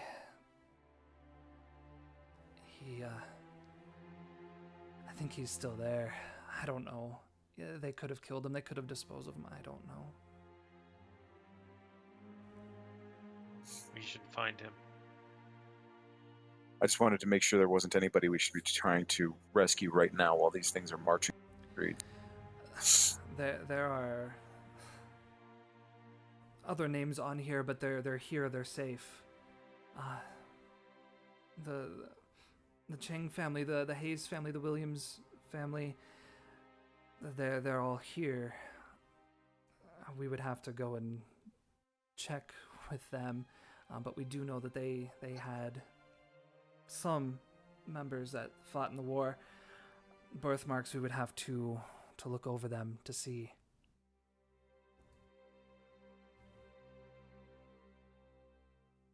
But the other names on the list are people who are here in this building where these things can't come in, is what you're saying, yeah? Correct. Okay.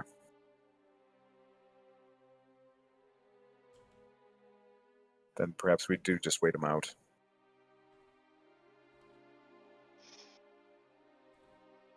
Sounds like the smart thing to do. Which Yeah. means we run directly out into the middle of the street and start screaming. If that's what you want to do, sure.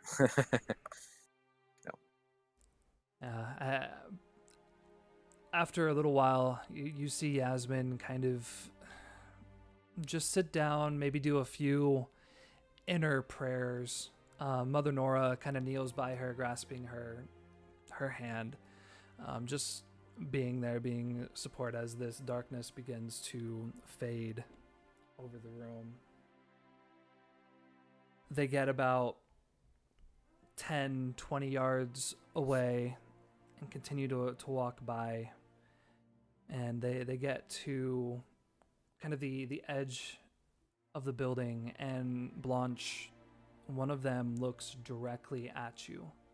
You see this older man, again, maybe 80, 90, looks like he should be just crumpled over and barely moving, but standing up straight and walking, still stumbling, but moving more agile than a man of his age should. But he looks at you and meets your gaze, but as soon as you look back, it turns and they begin to simply walk by the building. As they do, this fog kind of follows them along. The entire room kind of darkens. The candlelight flickers a bit more. And they kind of get out of view of the windows from this room. Do you all try to follow? Yeah. Follow them? Okay. Yeah, as you kind of head through, I'll go ahead and just open this map so you can see. I don't trust zombies to stay by themselves for too long. As you shouldn't. Zombies are terrible. Yes, indeed. They have feelings too, you know, Spoon. Wow, this Then you place- go out there and give them a hug. It's okay. Oh, it is. That's very big. You just say the word. It is. I'm the gun. You just pull the trigger and I'll do what you want me to do. So as you Like Mike at enemies. kind of make your way through, not every room is necessarily open, but you have a chance to go through. Like this room on the top here is just full of families huddled together, some saying prayers. They just seem like the general civilians. There's a number of the Sova gang just kind of along this wall and definitely in this front entrance area with various guns, rifles, shotguns at the ready, just all look towards this front area, out of the way so they're not seen, but definitely watching. You kind of head towards this front entrance, the first place to see them through these windows, and you continue to watch as they just continue to walk forward, never looking to the side, just still walking forward. You continue to head down. You pass by where obviously Mother Nora does her work on those that are hurt within the Sova, her medical stuff. You go by a room that's been closed off.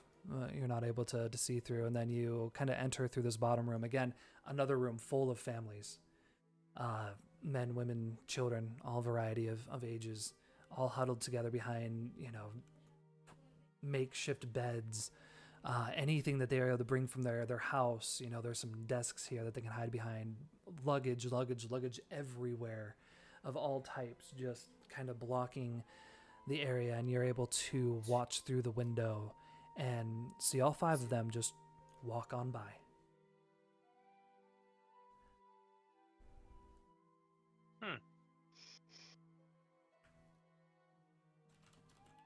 They don't look like they're looking for anything.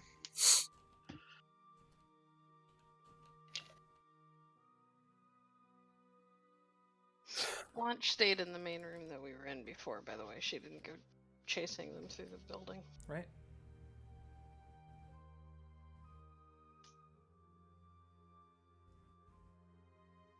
So they're just wandering off then, right?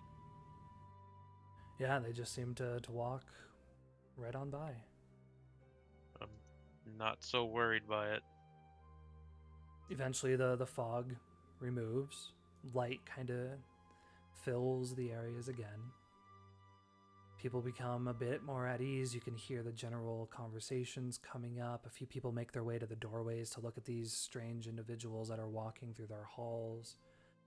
You can see Terrans a bit more at peace, calming down, knowing that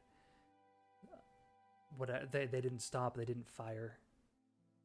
Still giving orders to keep an eye on them, watch the streets.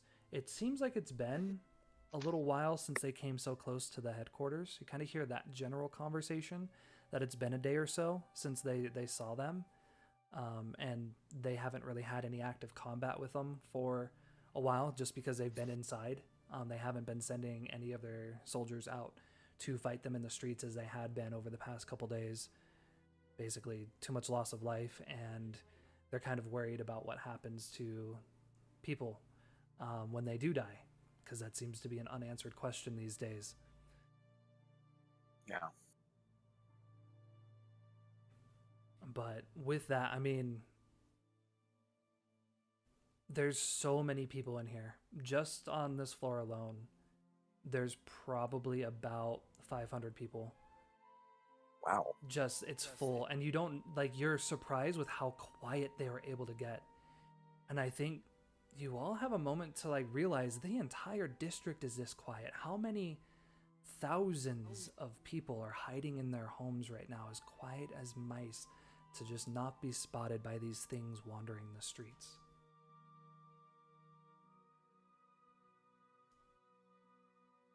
Yeah, we're definitely gonna have to put a stop to this. Yeah, we need to find out what he's after so we can get to it and stop it. If we know what he's looking for, we might know where to find him. Or at least have some idea what we're getting ourselves into. Right. Yasmin kind of approaches you again. If this is truly my father's work, I must help you resolve it. Can you take me to him? If this is him, if I can speak to him, perhaps we can get through this without the need for any more bloodshed. Perhaps I can reason with him or whatever it is that has caused him to turn this way. I don't know that I think that's a good idea. You're not going to be able to reason with him. Yeah, that's not a very good idea. I think he's... My father's always been very pig-headed in his nature. He had a hard life and then lost much of it. And that just drove him crazy. But there was always something so important to him, and it's something I am grateful that he gave to me. It's that family is everything. And if you're telling me that he is still here, he must recall that. I don't know if anyone else can reach him, but I have to at least try. I can't allow any more to suffer, to die at the hands of my father, if that is what you're saying is true. I can't allow that to happen. I could not be a leader. I could not serve these people if I allowed that to continue to happen. So if you're going, I just ask that you take me with you. I am not worried about fighting these things. I've been fighting these things for far longer than any of you have. Exactly, and that's why I'm worried about bringing you out here, because if you're gone, who is going to lead these people? Taryn. Who is going to protect them? She points to the man. Taryn has been with me the entire time. He has lost more than anyone else in here ever has, and he has not given up the faith ever. Mother Nora here, she can speak to the people. She can cause peace. I will not be missed. It would be what? A day, if that. A day in time to resolve this matter, to, if anything, put my father down. You should know he's somewhat obsessed with you currently. He said that what happened to the Night Owl was because he didn't think that the Night Owl was good enough for you.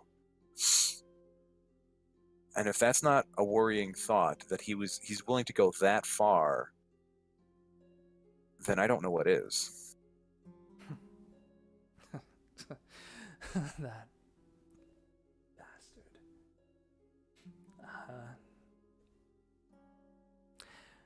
I hate to say I'm not all that surprised. No man was ever good enough for me. Has he tortured and brutalized other men before who weren't good enough for you? No.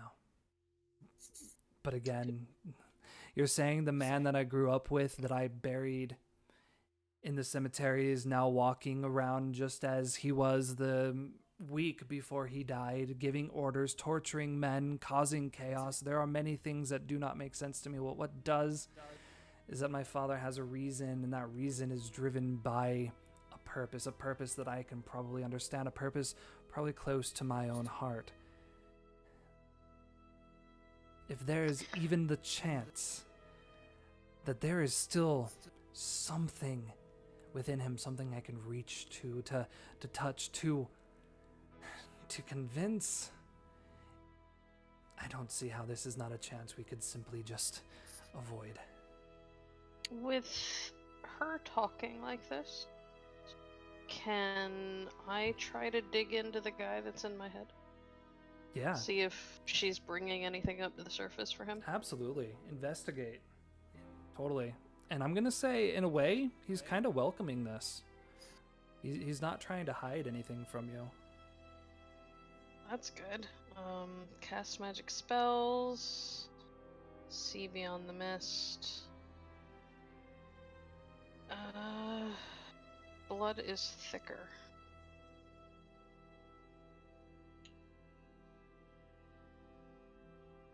That is probably the most Oh, yeah. appropriate tag for this. Awesome.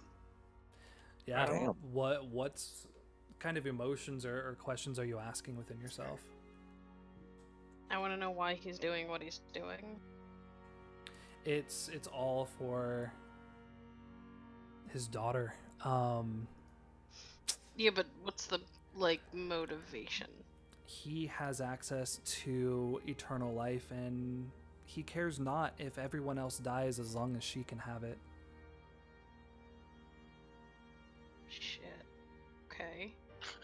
See? Creepy. Freaking made it weird. How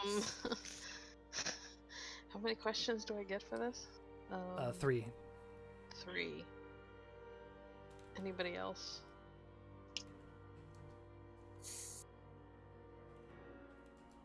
Does he know what the deal with the birthmarks is? Yeah. I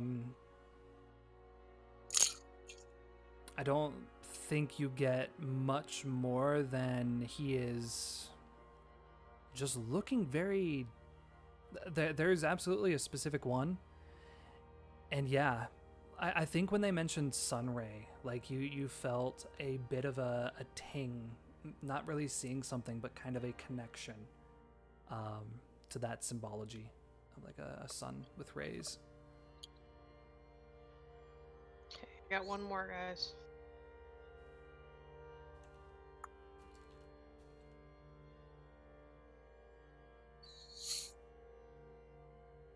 Anybody? I mean, I can't think of anything right now, but you could always bank it, right? Yeah, absolutely. Okay, yeah, I'm gonna bank a clue then. Perfect. Yeah, go ahead and put down a clue. Internal What's question. this internal question? What's this guy's name? Melville Diamond. Okay. Just wanted to mark it. Thank you. Mm-hmm.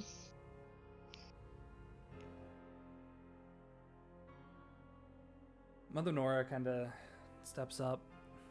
I think you have to listen. We have more than enough to protect here. The sacrifice of one to save the lives of many is a thought that's been in minds for eternity. And Yasmin's strong. If return to him, find a way to reason with him, get Yasmin close so that she can try to speak with him. Do not worry about this place. We will be protected here. Taryn and the Silva, they will give up their lives to save every civilian in this place. I will give up my life to save all that are here. But even if we all give our lives, if they continue to come back as members of this demonic legion, we will not be able to ever stop it.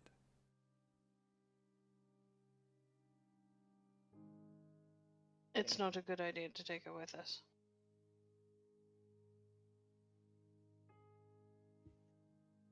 She's talking to everybody else in the group, not necessarily to the nun or Yasmin.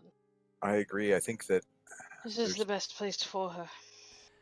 Yasmin kind of stands up and looks towards you all. I guess I'll see you all there, and begins walking towards the door.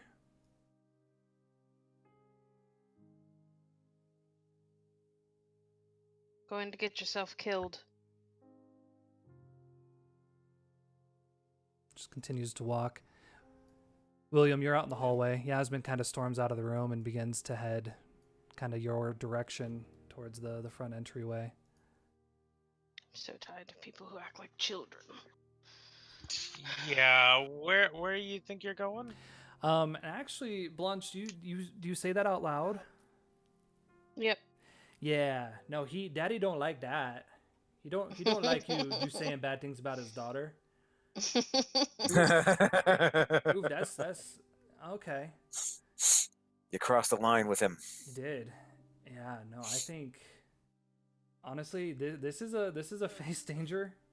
He's trying to give you like a bad headache. Like he's causing your vision to go dizzy. Like you feel this influence as if you've drunk an entire liter of pure vodka and immediately just feel nauseous and dizzy and not good. Like there's some influences going on there.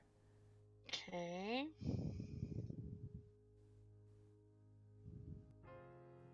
I am going to obviously use cast magic spells because I'm trying to counter his effect on me. Right.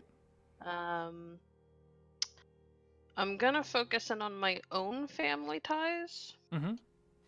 And the fact that I have somebody that I need to be okay for and to go home to. And go with blood is thicker and stability for my other 2 tags. Sounds good.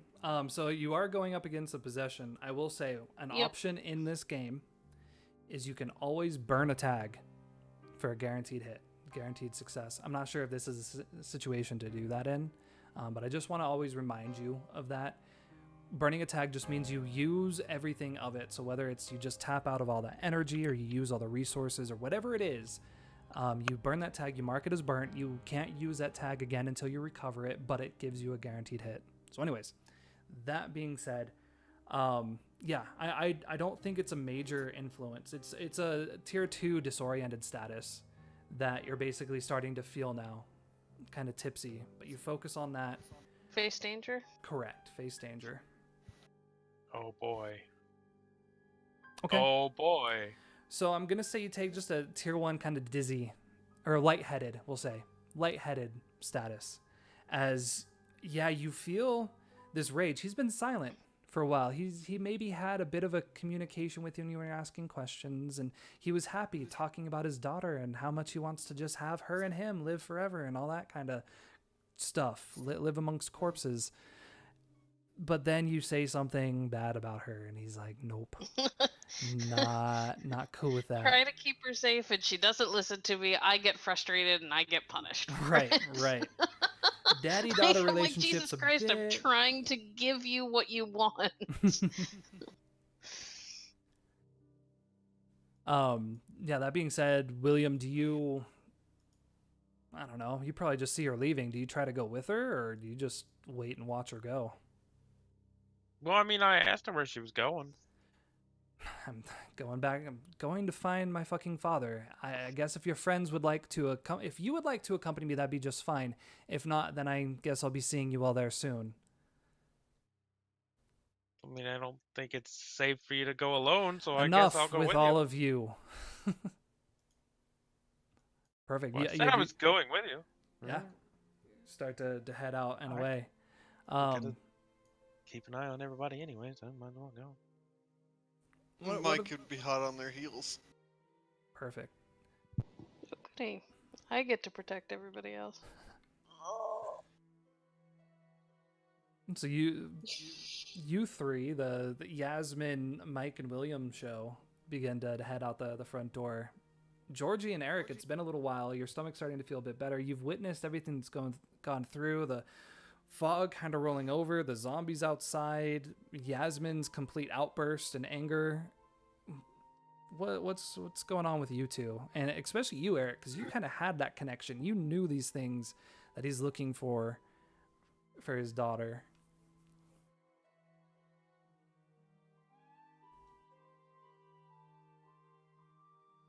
Oh, looks like he's BRB anyway, so no worries there.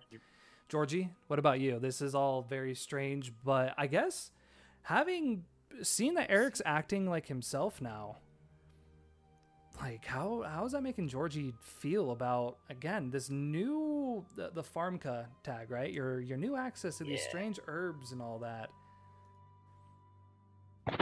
She's doing that Montgomery Burns thing in her head. It's like, yes, right, it worked.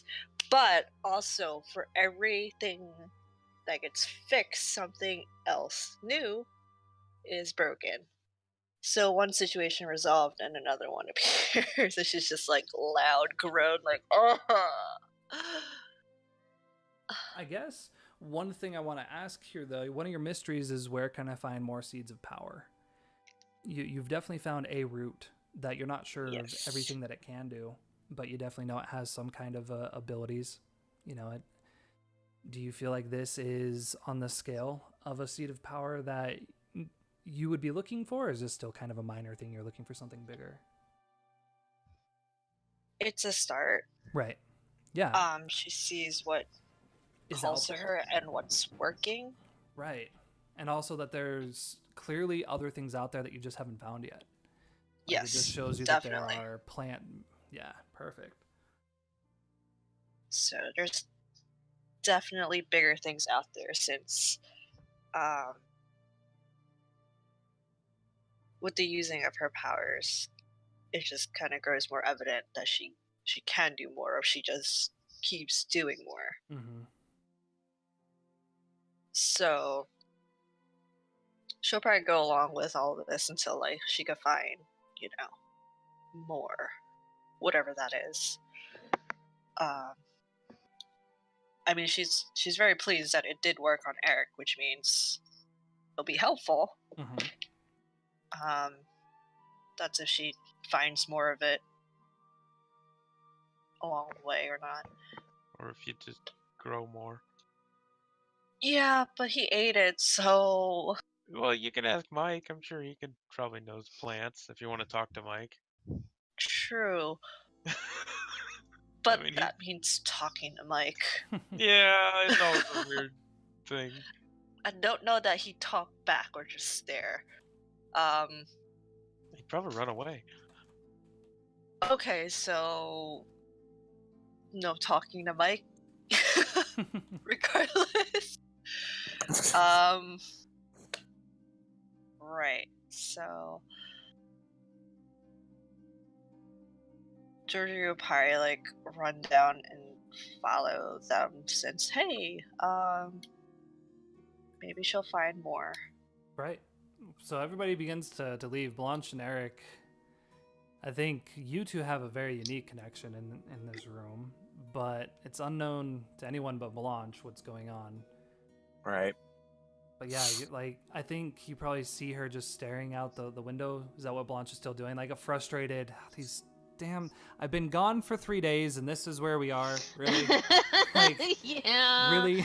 Yeah, pretty much. She's very much in her own head and thinking about everything that's happened and wondering if this is even something she really wants to get into, or if she should just write back to the Order and tell them to figure their own shit out at this point. Right. It's not her own head anymore.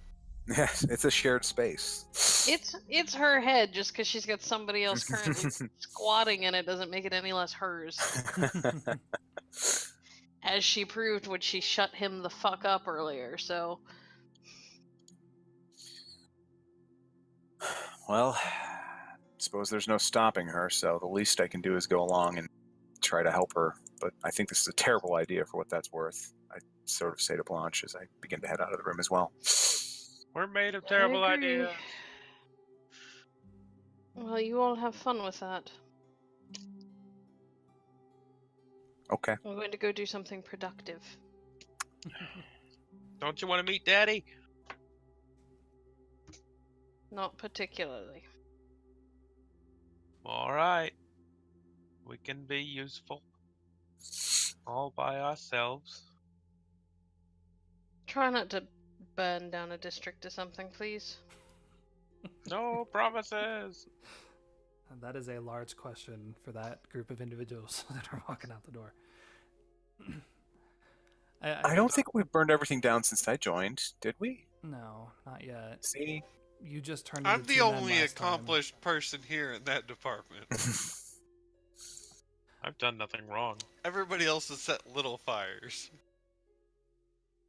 So as everyone kind of begins to leave the room, Mother Nora approaches you, Blanche, and kind of rests her hand on your shoulder. Child, are you okay? I'm fine. And she's gonna reach up and very gently remove her hand from her shoulder. Of course. Well, use this room as you need. I know Yasmin would have no problem with that.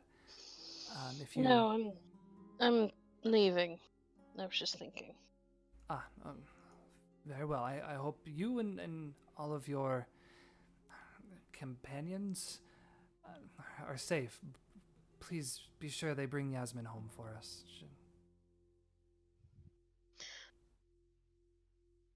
I'm sure they'll do what they have to do.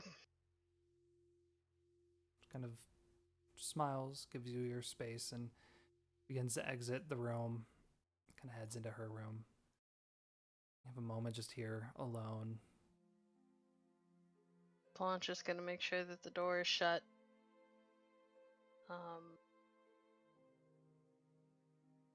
Go over to the window, open it a couple of inches, turn into a bird, and start flying back towards the district with her library in it. Perfect. That's a bird thing. All right. Change. She's a Yeah, this shapeshifter. Seems like a change Isn't the game. first time she's done this. Absolutely. Well, you did turn into a mouse once. I've turned into a mouse. I've turned into different people. A Yeah. bird shouldn't be This the bird. is gonna be a bird. All right. Cast magic spells, a shape for all occasions, impeccable appearance.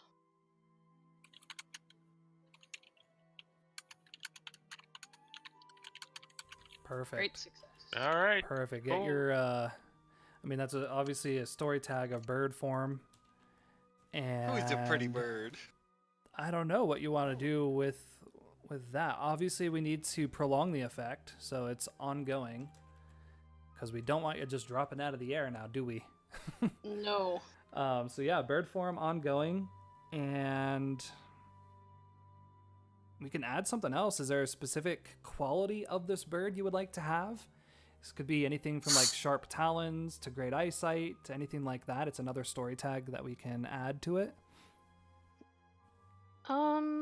It's bright yellow. Well, it would be kind of red. It'd at least have a tuft of red somewhere. Yeah. Yeah, it's like a oh, what are they called? The red-breasted fuck, there's a word for it. I'm sorry. Robin? A booby? Yeah. Yeah, like a red-breasted robin. Oh, it's blue-footed. I'm bad. The feathers that are normally like a really bright copper red. They're darker, but they're still very red. I want to go. I don't suppose I can make this one of my go-to forms, can I? I don't see why not. Make it a fancy bird form. I kind of think what this needs, honestly, is a custom move. So maybe what we do is change the game to give yourself a reusable type. And so whenever you're using something for the first time, if it's minor, if you want to turn into a dragon, that's probably a stop holding back moment, right? But for like these minor things, we do change the game. And maybe I come up with a custom move that just is about how well you do form into these things. So maybe it's quality things or personalities, or we can figure that out. You and I can work on that. So that way you're not changing game every single time. But I like that you're kind of learning what you can turn into. So first you just changed your face, then you changed your whole look, then you changed into a mouse. Now you're flying for the first time. So yeah, we can definitely say that any other improvement that we agree on, we can just say that this, how do we want to title it? Not regular.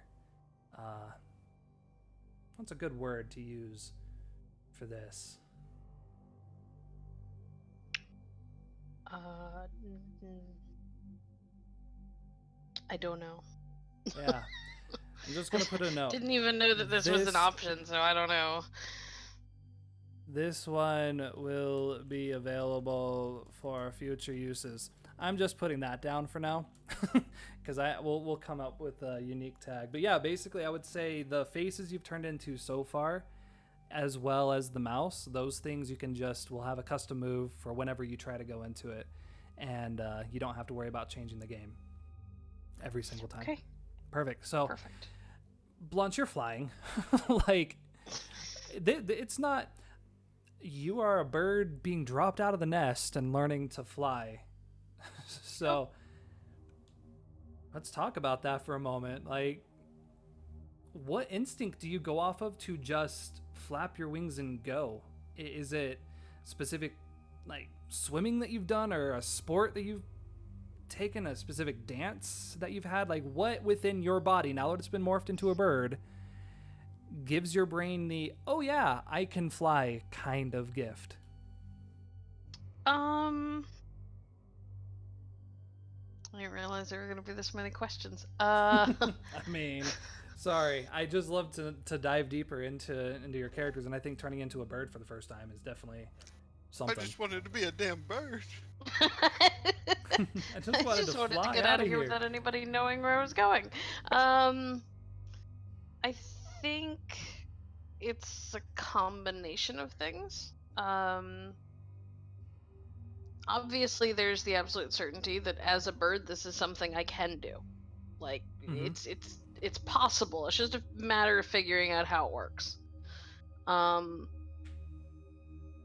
combination of having that, like, almost academic knowledge, versus combined with having, I work in my garden all the time, so seeing birds on a regular basis gives you a chance to kind of gain some perspective. That's probably where I first saw the type of bird I turned into. Right.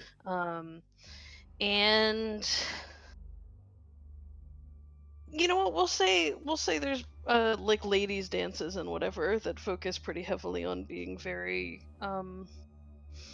graceful and fluid with your movements, especially considering how restrictive high class women's clothes are. Right. So you've got to learn how to move despite all of the difficulty that's posed by your own clothing. So it seems it's much more muscle. Like, you're just kind of letting the muscles do the work that they're built to do, and just trusting that they will. That's awesome. Not fighting it.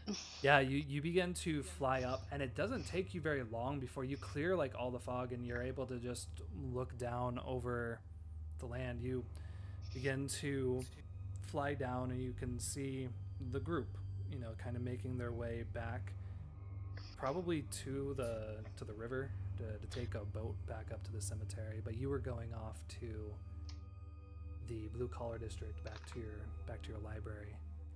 Yes. Yeah, the rest of you, basically, she knows where the cemetery is. She buried her father there. She knows the quickest way is by river, and that's all the way that you all came from, so you're familiar with it. Let's go ahead and take a quick 5-minute break. I think when we come back, I know it's already late, so we can either say that we kind of pause it here with everybody going off on their tasks, or we can continue to play for a little bit longer. I'm completely fine either way. Thoughts? I'm good with going longer. I mean, just because we started later. Either's fine. Yeah, I'm okay with going longer too. Okay. Let's take a quick 5-minute break then, and we'll come back, try to do another 45 minutes, hour, something like that. Cool.